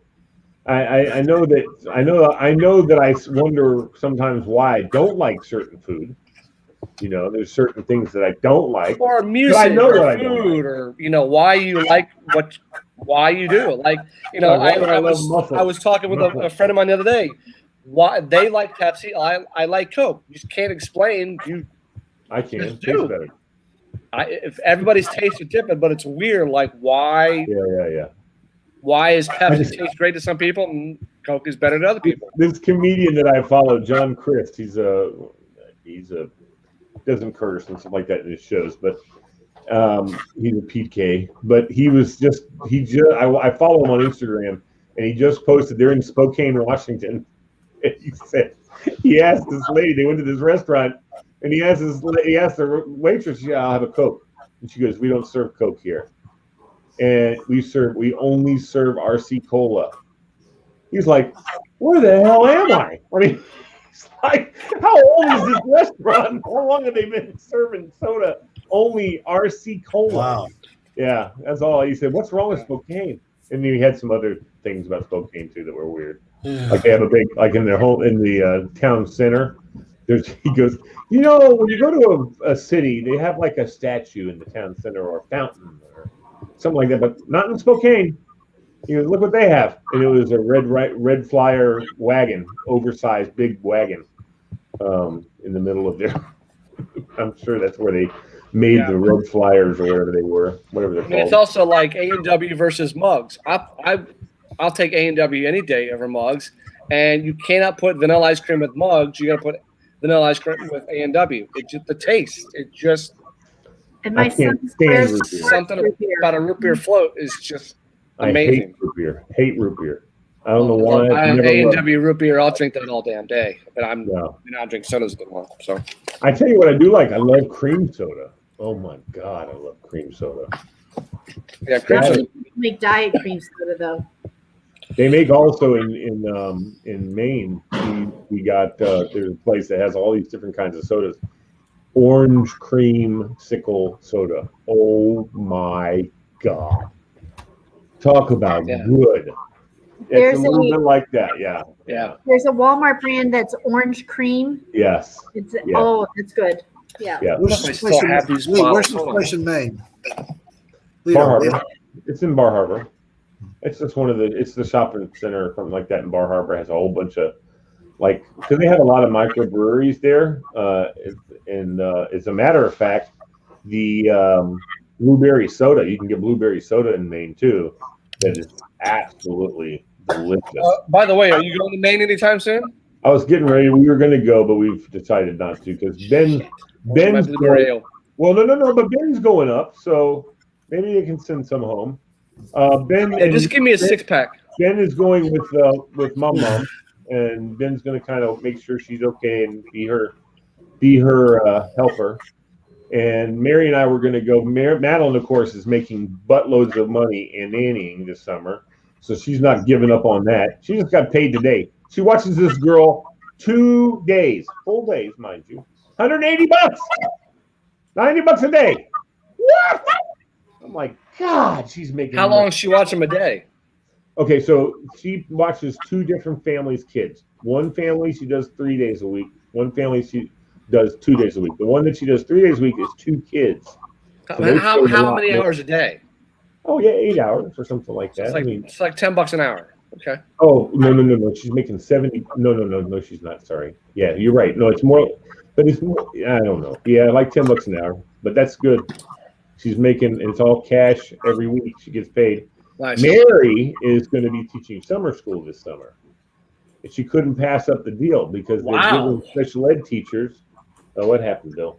No, I'm surprised after last summer and not having a summer off. Listen, they are paying special ed teachers. I don't know what they're doing in Loudon, crazy cat lady, but in Fairfax County, Loudon is a shit show right now. In Fairfax County, I know. I was wondering if you were at the damn board meeting when it. No, but we watched it on YouTube. It was just. Yeah. I mean, we can get into a whole discussion about that. I agree with that teacher. I agree with the teacher. Fairfax County is having 3 sessions of summer school in every school in the county. Listen to me. Every school in the county is having summer school. 3 sessions. The first session is almost over now. They're going to get ready to start the second session. Mary's doing the second session for 3 weeks. 3 weeks. Okay. Don't have to tell us what she's getting paid. That's fine. $74 an hour, dude. She's getting paid time and a half plus $1,000. I didn't want that to go live, but okay, whatever. I'm not lying. No, I'm live. We don't need to put it live where it's out there. It doesn't matter. I mean, that's how much all of them are making. All the special ed teachers, because their IEPs follow them.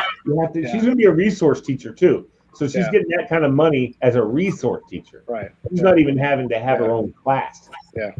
But she has to do IEPs and all that crap through the summer. And let me tell you something, there ain't nothing worse than that. Did you all, speaking of Loudon, did you all catch the Loudon Board of Supervisors meeting? If you didn't, you need to YouTube it and get out some popcorn because it gets out of control. People get arrested. It's the proposal 80-40 about the critical race theory and all this crap. And they shut Senator Dick Black down. Yeah. And it was 250 people signed up to speak, and only 50 people had spoken. Yeah. So 200 people were mad that they didn't get a chance to speak. And they started 2 hours early. I mean, it was just a shit show of just it's out of control. Where it's So what do you think of CRT? I agree with the teacher. It is what is your given name, not what you prefer. I mean, I'd like to be preferred to be called Eddie Van Halen, but that's not my real name. You can't. If someone is raised in Christian values, not to lie, they shouldn't be told they have to call that kid by the kid's preferred name. No, because it's out of control, and it's just gonna open up a whole can of worms. All right, so some people, like for instance, my daughter, her given name is Madeline Callista Bailey, but she likes to be called Maddie. That's fine. No.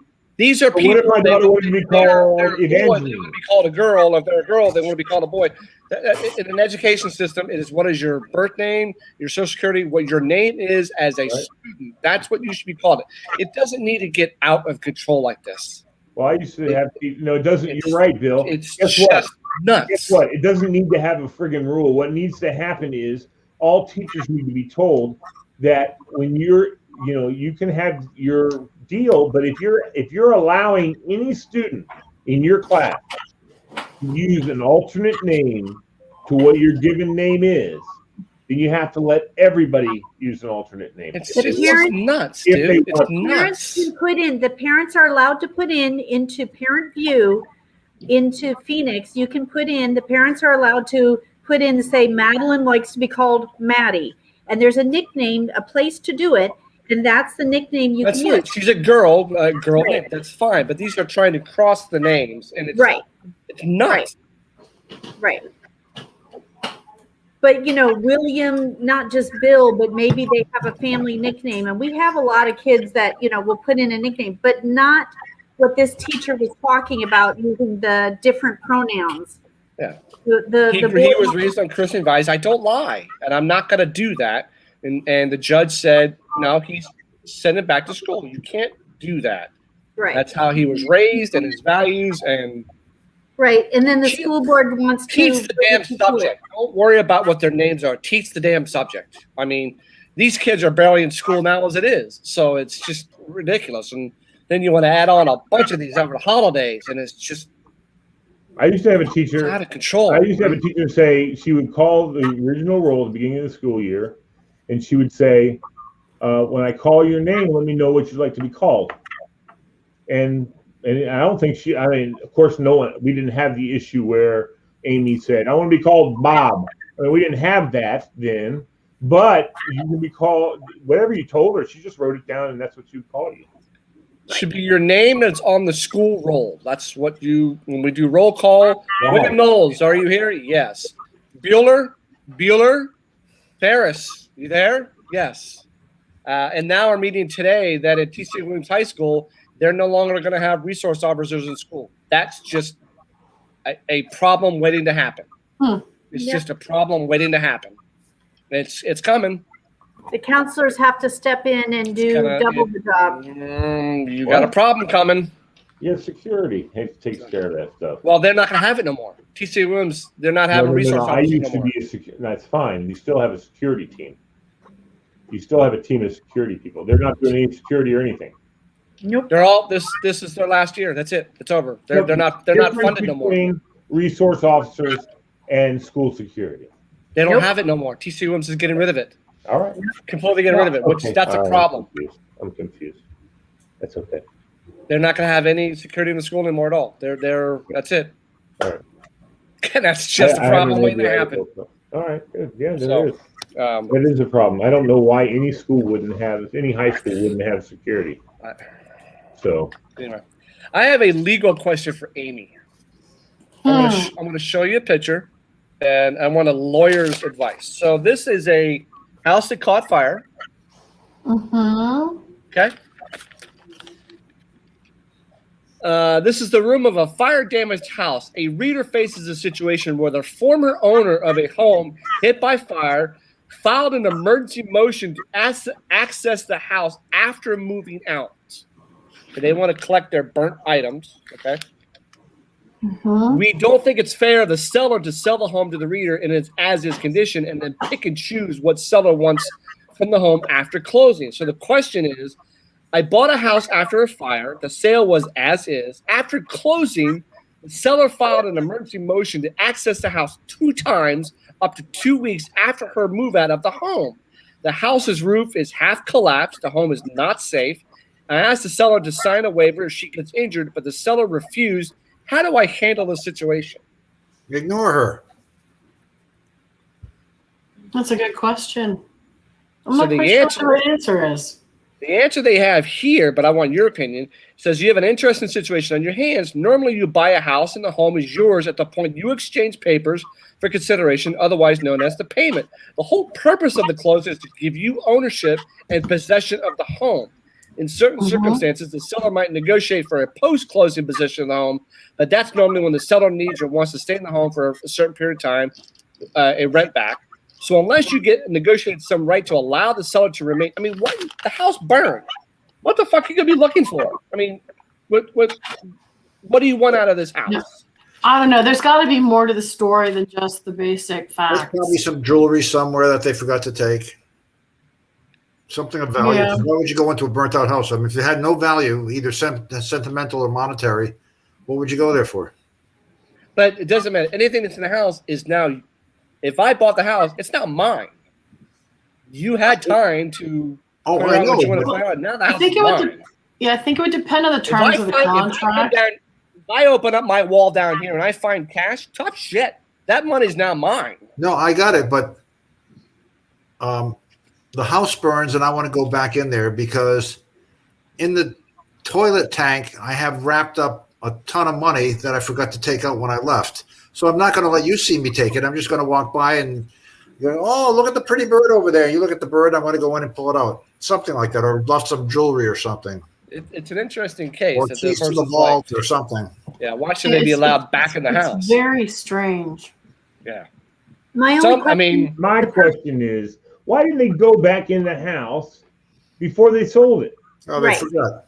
or they left because of the fire, and the insurance sold it. You know, Well, that's right. The insurance probably did sell the house to the guy, but it seems to me they should have been allowed to go back in and get whatever they needed to get Right. out. So Mary says, Lee, did you get that cash that we had wrapped up and put in the back of the No, I freezer? understand. No, no, I didn't go. Let's see if they'll, Listen, I got to tell you something.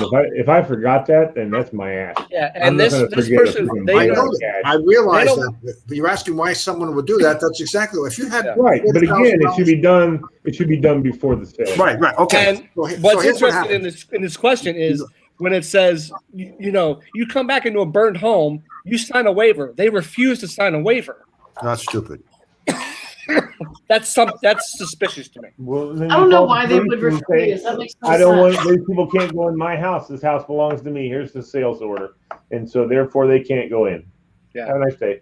Here you go. Here's why. You've got $40,000 in the house. I buy it from you as is after the fire. I mean, vice versa. You buy my house, and then you realize that, oh crap, I left the $40,000 in the freezer. Well, You wouldn't say that. Yeah. There's no way. You had I time would to try to go go through the back house in. before you left. I mean, I realize that. I understand all that. But if I did it, picture you doing that. Picture you saying, I should have taken it. I forgot to take it. In the panic after the fire, I got out of there. Shit, how am I going to get my 40 grand back? You go, oh, it's okay. I just lost 40 grand. I'm not going to try to get it back. Of course you're going to try to get it back. You're going to go over lots there. of ways. There's lots of ways. I'd go up there at fucking 3 a.m. and go inside that damn house and get Exactly. my money. So when you guys I are wouldn't telling me, go oh, through why all you the couldn't afford Let me it? back in so I can get some stuff. Hell no, I just go get it. Yeah, Cool. that's fine. That's exactly what I'm saying. well, the story reminded me when we sold our last house, the people they didn't even do a walkthrough at the point. I take that back. They did a walkthrough. They pointed out some things that we need to fix. Fine, whatever.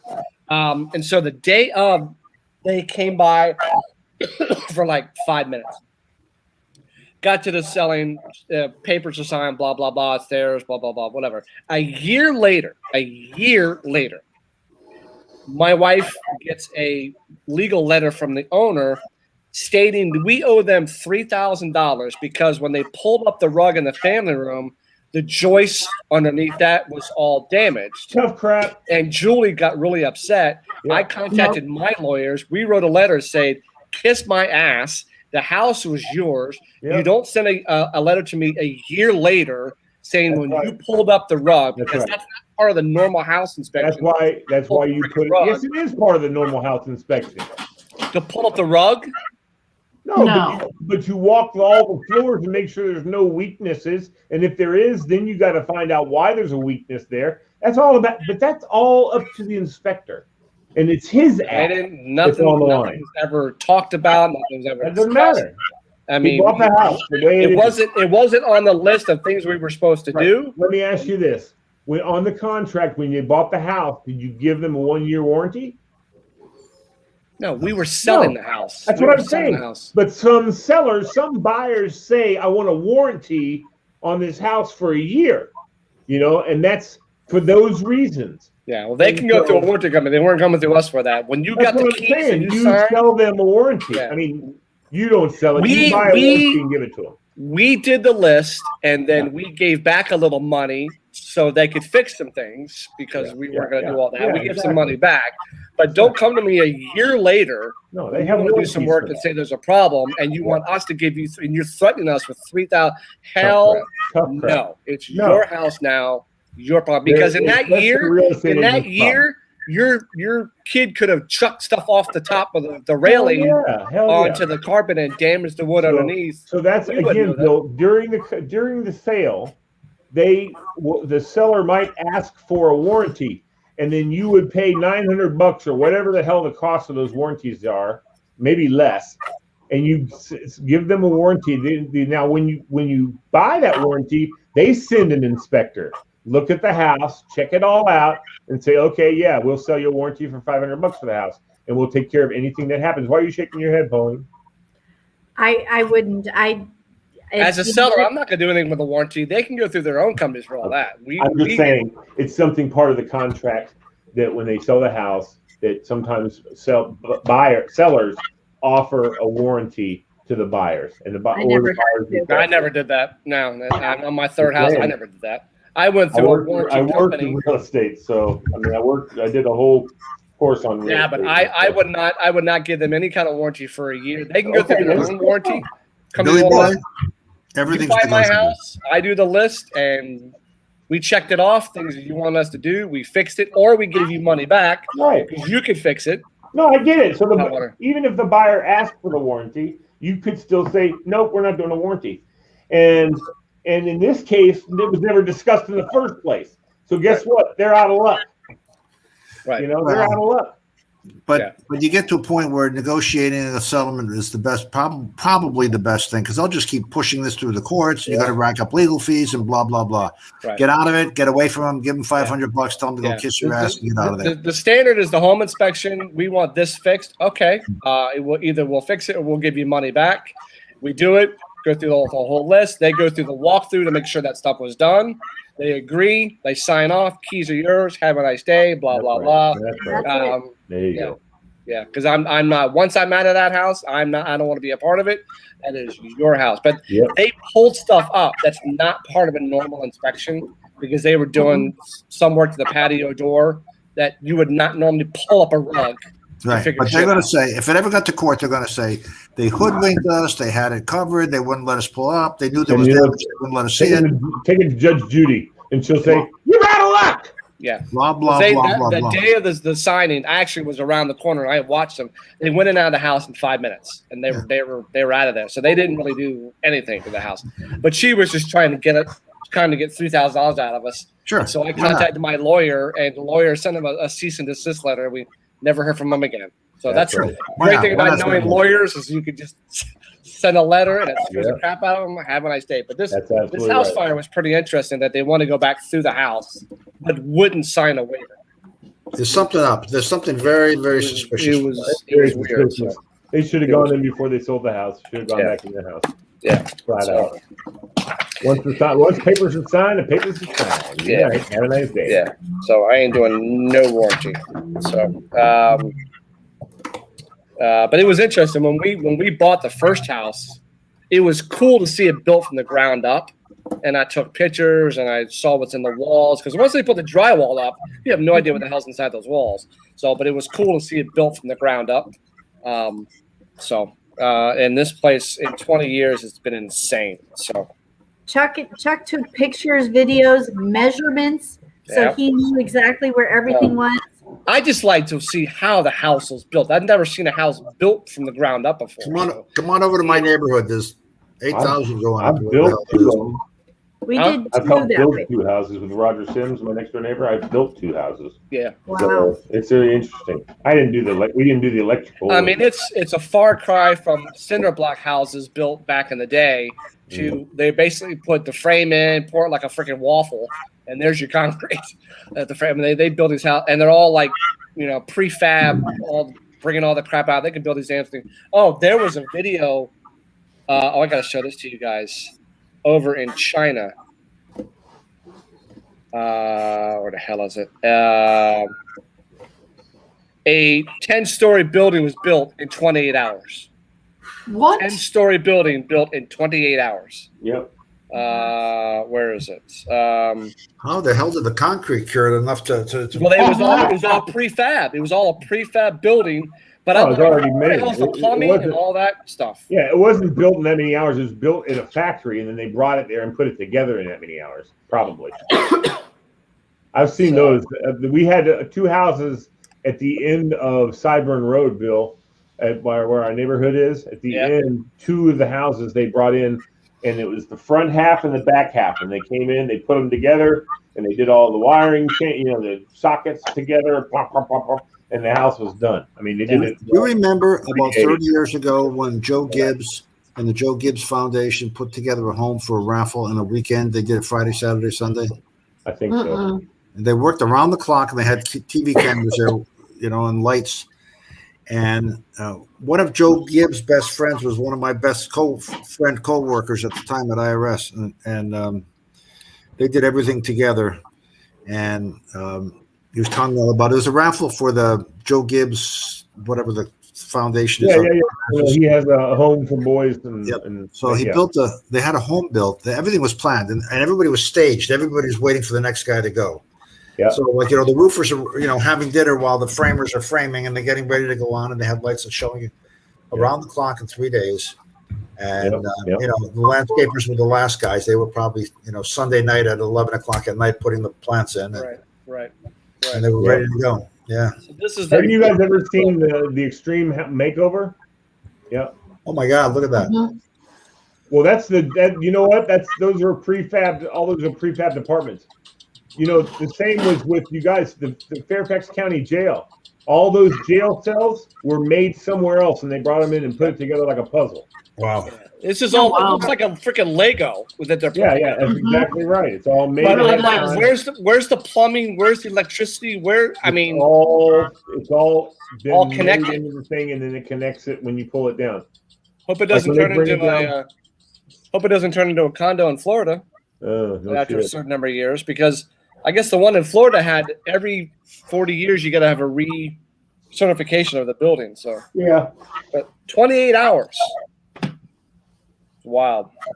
Yep. So next time you drive by the Fairfax County Courthouse, take a look at the jail and you can realize when you look at it, say, yeah, those are all like they all look exactly this. They've been placed in there. You can see the seams around where they are. Pretty interesting. Yeah. Oh, you know that. I would have liked to have seen it done. My dad said he saw some of it getting done. I didn't have any idea that's what they're doing. I would have loved to go watch them do it. My dad does that crap. He likes to go watch. How is Chuck doing? He's doing great. He's doing good. He's up in India now. My cousin is just about to succumb to brain cancer. So sorry to hear that. Yeah, they went up to see her. I was going to go, but I was like, no, I got other stuff. We sort of ran into the same situation. I have an elderly aunt who passed away in Montreal, and we can't get up there. We can't get across the border and get back. If I go over, I got to quarantine for 14 days.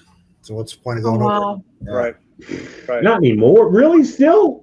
Yeah, I checked everything. Canada's still strict. Yeah.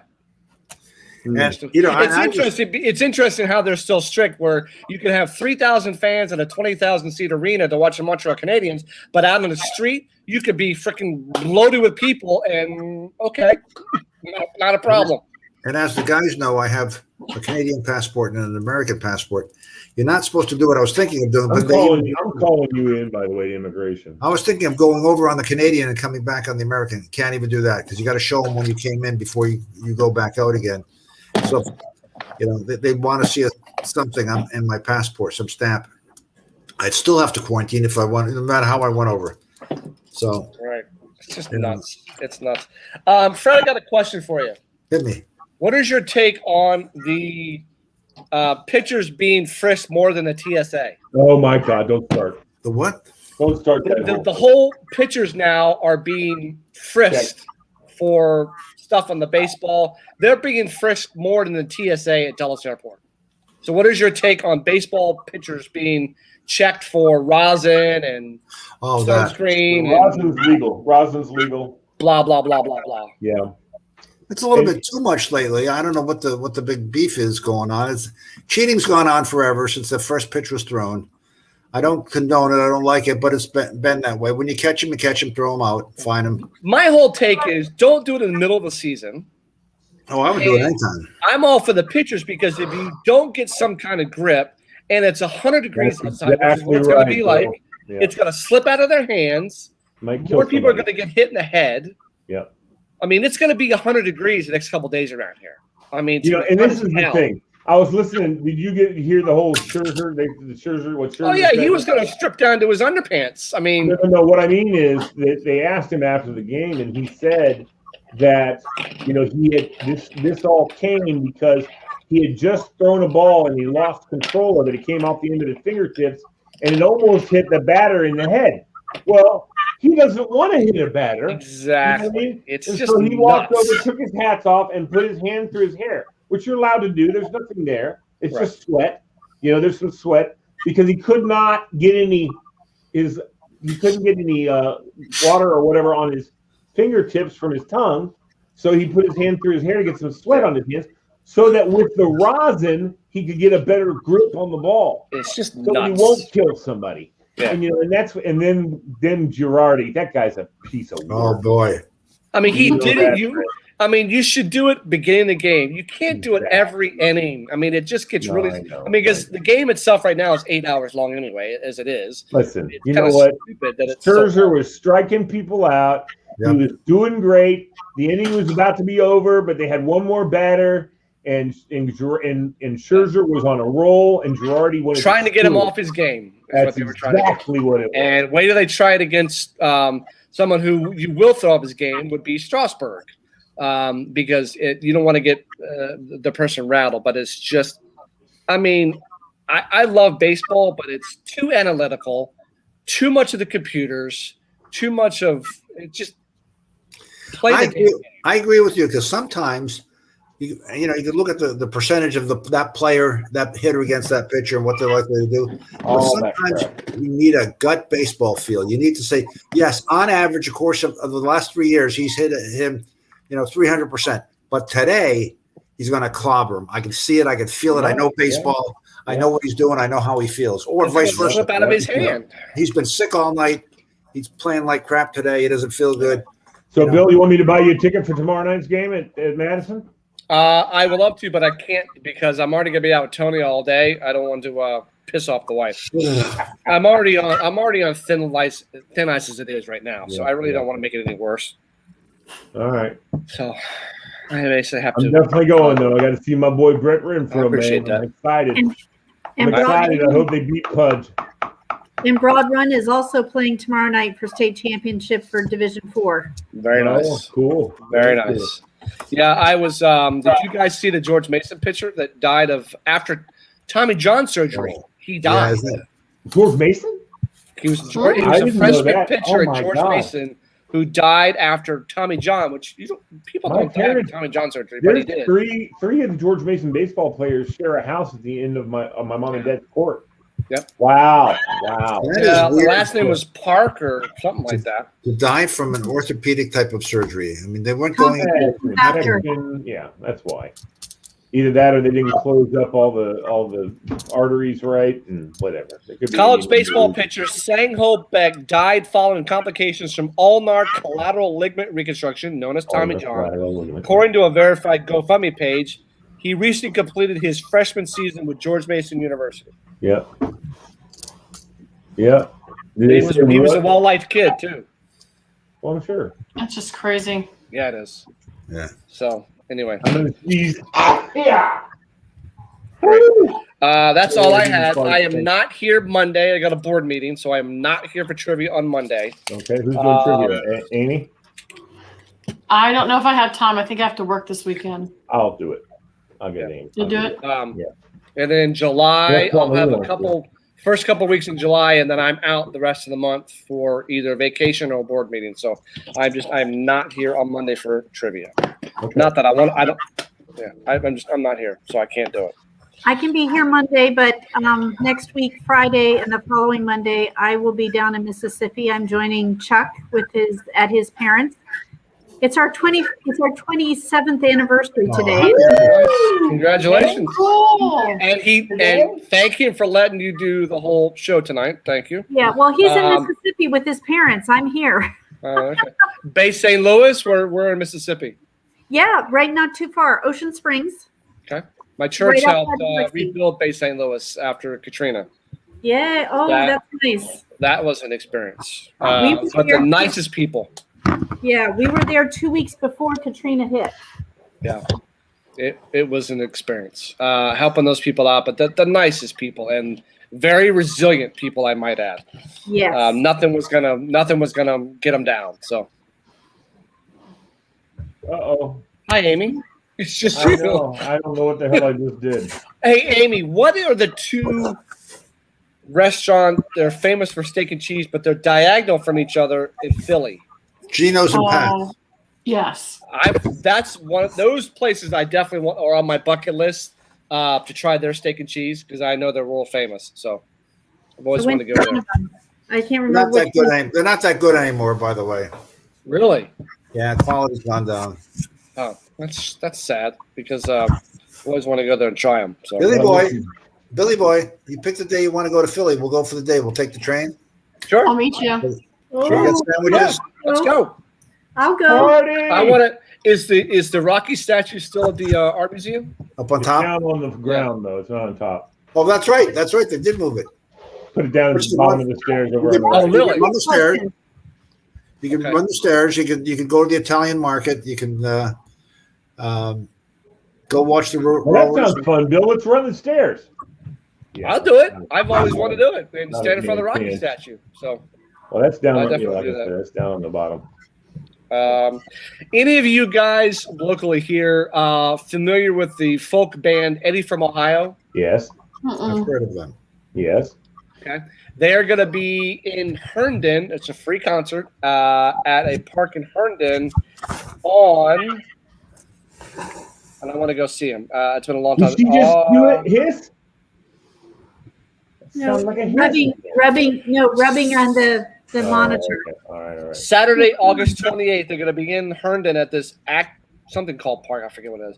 At 7:30, and it's a free concert. So I definitely would like to take my chair and go watch That it would play. be fun. Yeah. So I'll keep you guys informed. So here's They're the really cool. latest on me health-wise, everybody. I know everybody likes to keep track of what's going on with Lee. I went to the doctor today.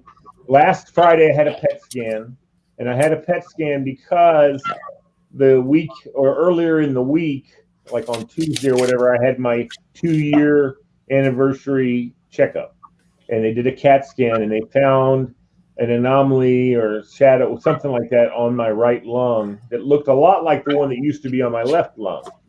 That was a PTLD, which is a post-transplant lymphatic, whatever. And anyway, so I had been doing this antibody drip infusion, and it got rid of the one on the left side. I'm still doing the infusions, but then this other piece came up, and of course we're like, well, okay, if this is not PTLD, or else the rituximab would have taken care of it, so it might be something else that might be worse. So we didn't know, and I wouldn't. You know me, I don't worry about shit like that. But of course, my wife was worried, and my parents and all those people were all worried. I let them worry. I don't worry about it. But I just can't let myself worry about stuff like that. Anyway, so I went then Friday and had a PET scan because they wanted to see where it was, all that kind of stuff, and then they were going to do a needle biopsy of it. But when I went today to see my doctor, he said this PET scan was completely clear. There was nothing showed up on the PET scan whatsoever. Good. So I'm just letting y'all know that's that. And I also had an appointment with my nephrologist, and they said even though I have stage 3 kidney disease, that's normal for transplant patients, but my kidneys they're operating fine. So even though they have to keep an eye on it, so I only have to see him in 3 months, so I don't have to come see him, the once a month thing like it usually is. Right. So anyway, but I've gotten pretty much, except for me being out of shape, I've got a clean bill of health and everything. Well, do something about that. I've been Just saying. I lost 10 pounds since the last time I was in there. Okay. So Go walk around the neighborhood. okay. So, Freddie boy, you waiting for July 10th? Good. What's July 10th? You can go with us. Fred Nats take on the Kannapolis Cannonballers. You want to join us? We are sitting. I'd love to. We are right behind home plate on the home side, row A. Nice. Did you get 3 tickets? I've already got tickets. I can try and get a third. I know, but you said you might be in Texas, so I didn't get a I'm third. not going to be in Texas. Okay. Not going to Texas. Hot as hell down there right now. Yeah. Okay, I will try for a third I ticket. talked to my uncle this afternoon, and he was like, he's in Galveston, right on one of the waterways, and he's like, holy. Yeah, no, my cousin was saying the same thing. Yeah. He said it was hot as hell. It's like he said, not a good time to come here. No. So, anyway, that's not a good I will summer. try. I wouldn't go to. I don't like Florida in the summertime either. So. No. Well, see, the thing is, in Florida, you got water. I mean, you at least you got a breeze off the ocean. Oh well, he's in Galveston, dude. I'm telling you, he's in Galveston where there is a breeze, but it's moist and hot in Texas and Galveston. It's about 80% in Biloxi today. Yeah. Ugh. Yeah. Mississippi is really humid. Yeah. So, anyway. Yeah, Mississippi, M-I-S-S-I-P-P-I. All right. Well, once again, I'm out Monday, so just so you all know. So I'm going to go watch. You know what? You can always join in if you get done with your stuff. The board meeting is now started at 8, so I'm gonna I don't. And they talk about bull crap the whole time, don't they? It's a board meeting. We're live. I'm gonna say it's a wonderful meeting to take place. No, I'm out Monday, and I'm gonna go now watch the last 2.5 innings. We're up 3-2. Hopefully, we can pull this thing out. But what's that? What about root for Colgan? Which game?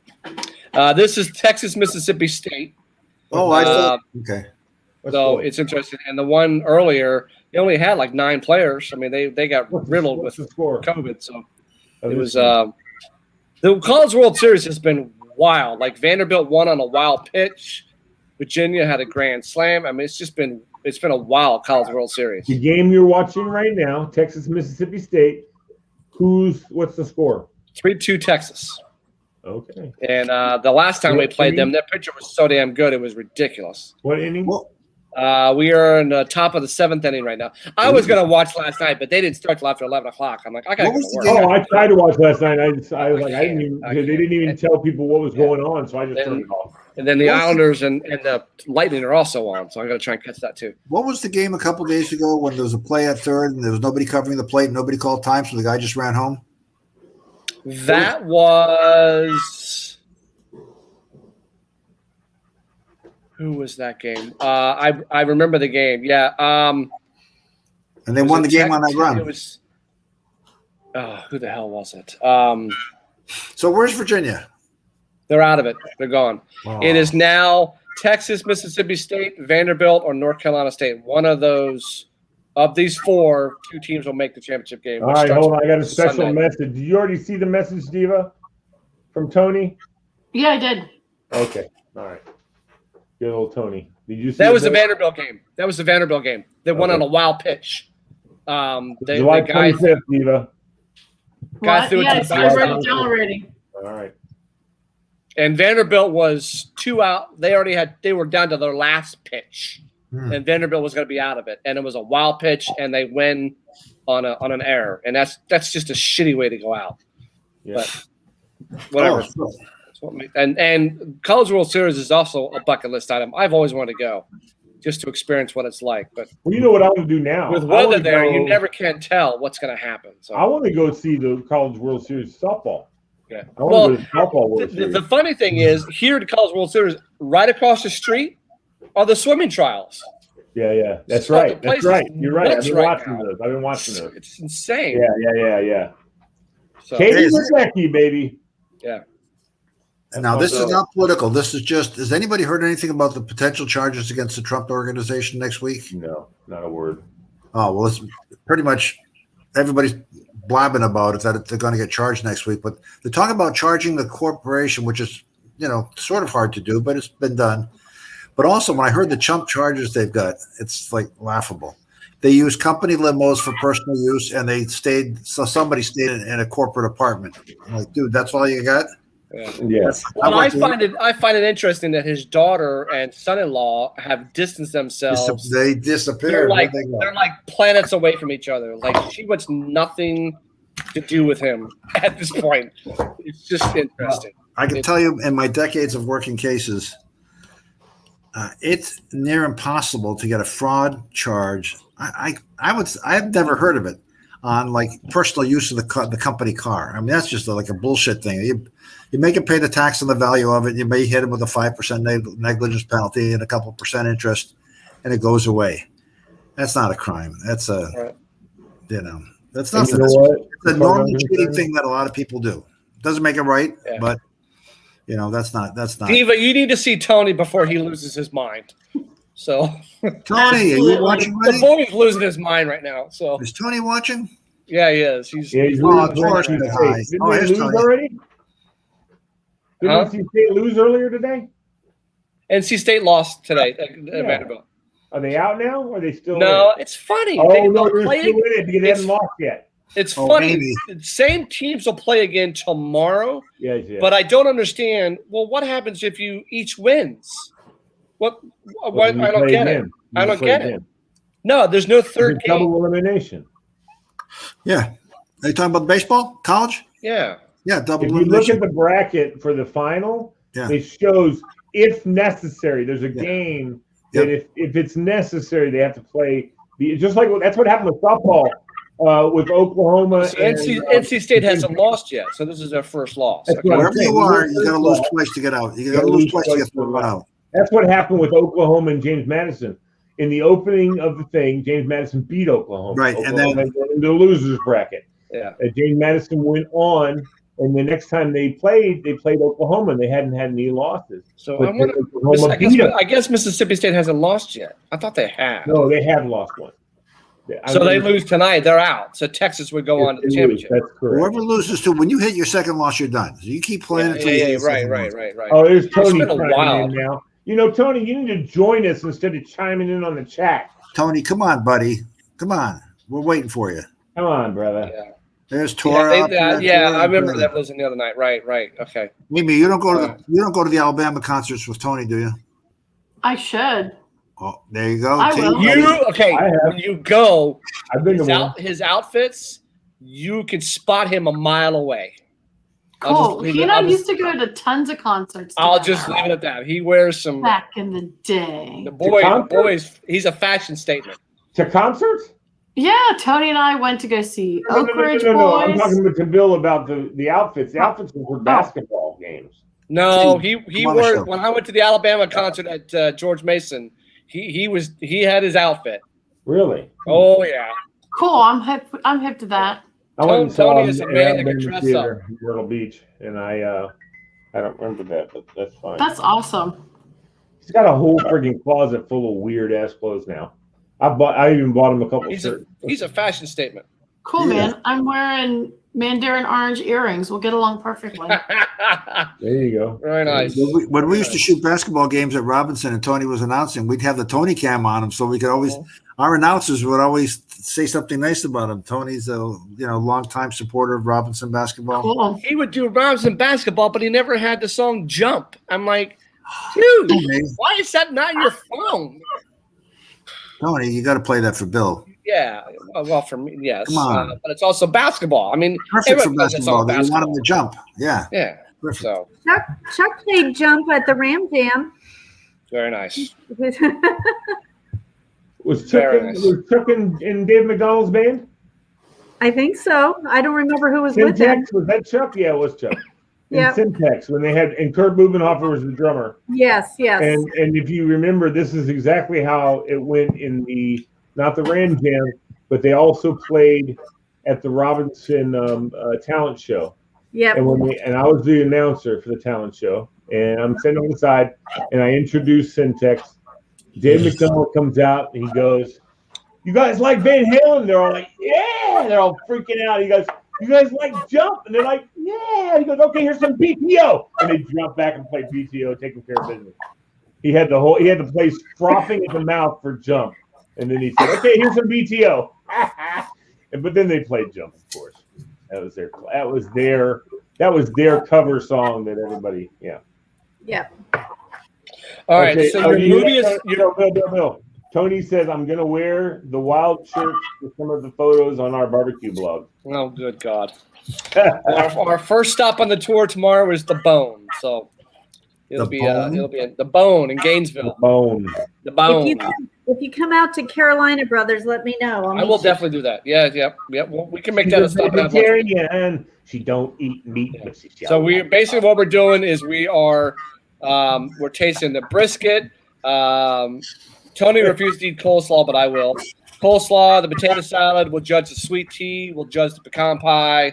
We're gonna do all that. So, but we're gonna have shirts made up of our tour. So, my wife thinks if I'm you nuts, make your list of your tour, they make the shirts and you wear them every time you go to a different place. Yeah. And it has the tour in the back. In fact, I would take shirts and you can sell them to the people at the place. I'm learning to use my Cricut cutter. I can. Very nice. Very nice. See, here, Tony, guess what? I don't know. What was he talking about, Bill? Tony just said, we will come there next. So the Carolina barbecue that she's talking about. Oh, okay. So he'll throw in those little things. I have no idea what the hell he's talking We've got our whole list of places we want to go to. Where's the list? What about Dickies? Hell no. We're not going Dickies. What is it? Dickies sucks. We don't go there. How about Famous Dave's? Whoa, Tony, did you stop going to Dickies? No, he didn't stop going. No, you got to keep that going. Buddy. We got to go to a place called Odd Barbecue. We got to go to Mookie's Barbecue, Smokecraft, Rockland's, Liberty, Barbecue 21, Texas Jack's Barbecue, Sloppy Mama's, Sweet Fire Donna's, and the Pit Stop. So there's a bunch we got to go to. I've already been to Willard's. I've already done Mission Barbecue. Tony says the Dickies is going to sponsor the tour. And Hill Country. Hill Country in D.C. was damn good. That was Yeah, it is. That's really good barbecue. So anyway, the bones. Yeah, we'll do Carolina, and we'll let you know when we're going to be there. That's cool. Do our whole review. He's going to sponsor our tour. If he does, hey, you can sponsor our tour. That's fine. That'd be awesome. Nah, I'm just kidding. Dickies is good. He's got good stuff. But Willard's is really hard to beat. They got some good barbecue. So and also is how big the plate is too. So where is it? Where is the damn it? What's the name of that big water park place? The cabin is like it's all made out of wood. You're muted, by the way, young lady. You mean Williamsburg? Yeah. What's the name of that place? Great Wolf Lodge. Great Wolf Lodge. Right up the street from there is a hell of a barbecue place. Yeah.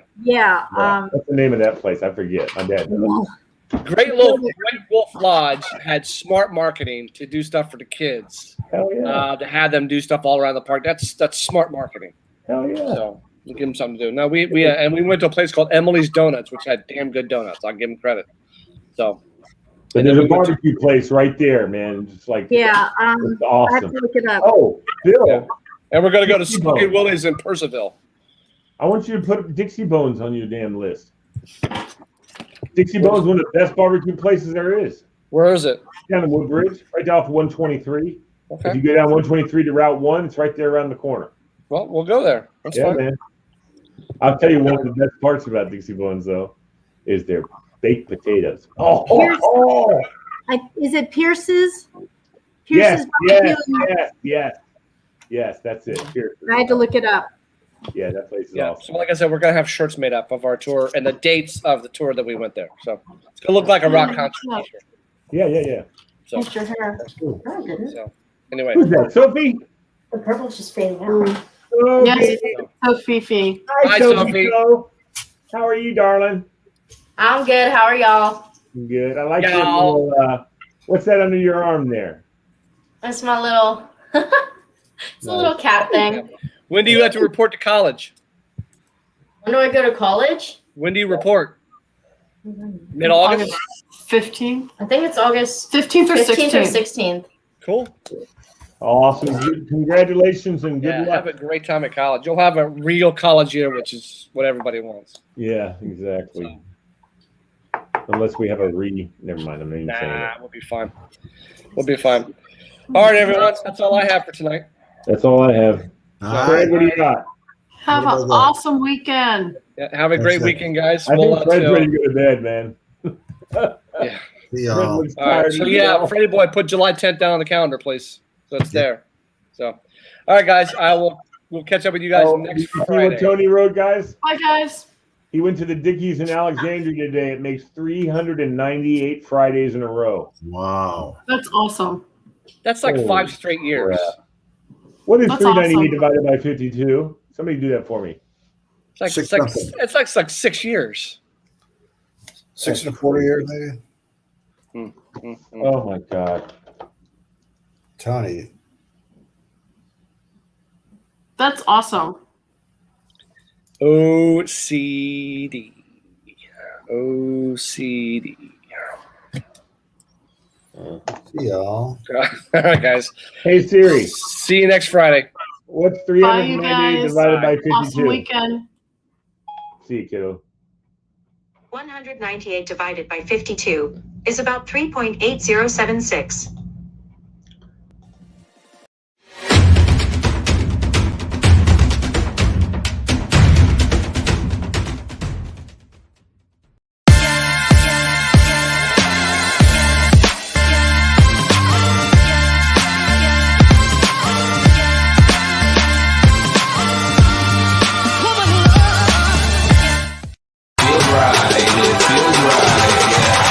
Saying that it feels right.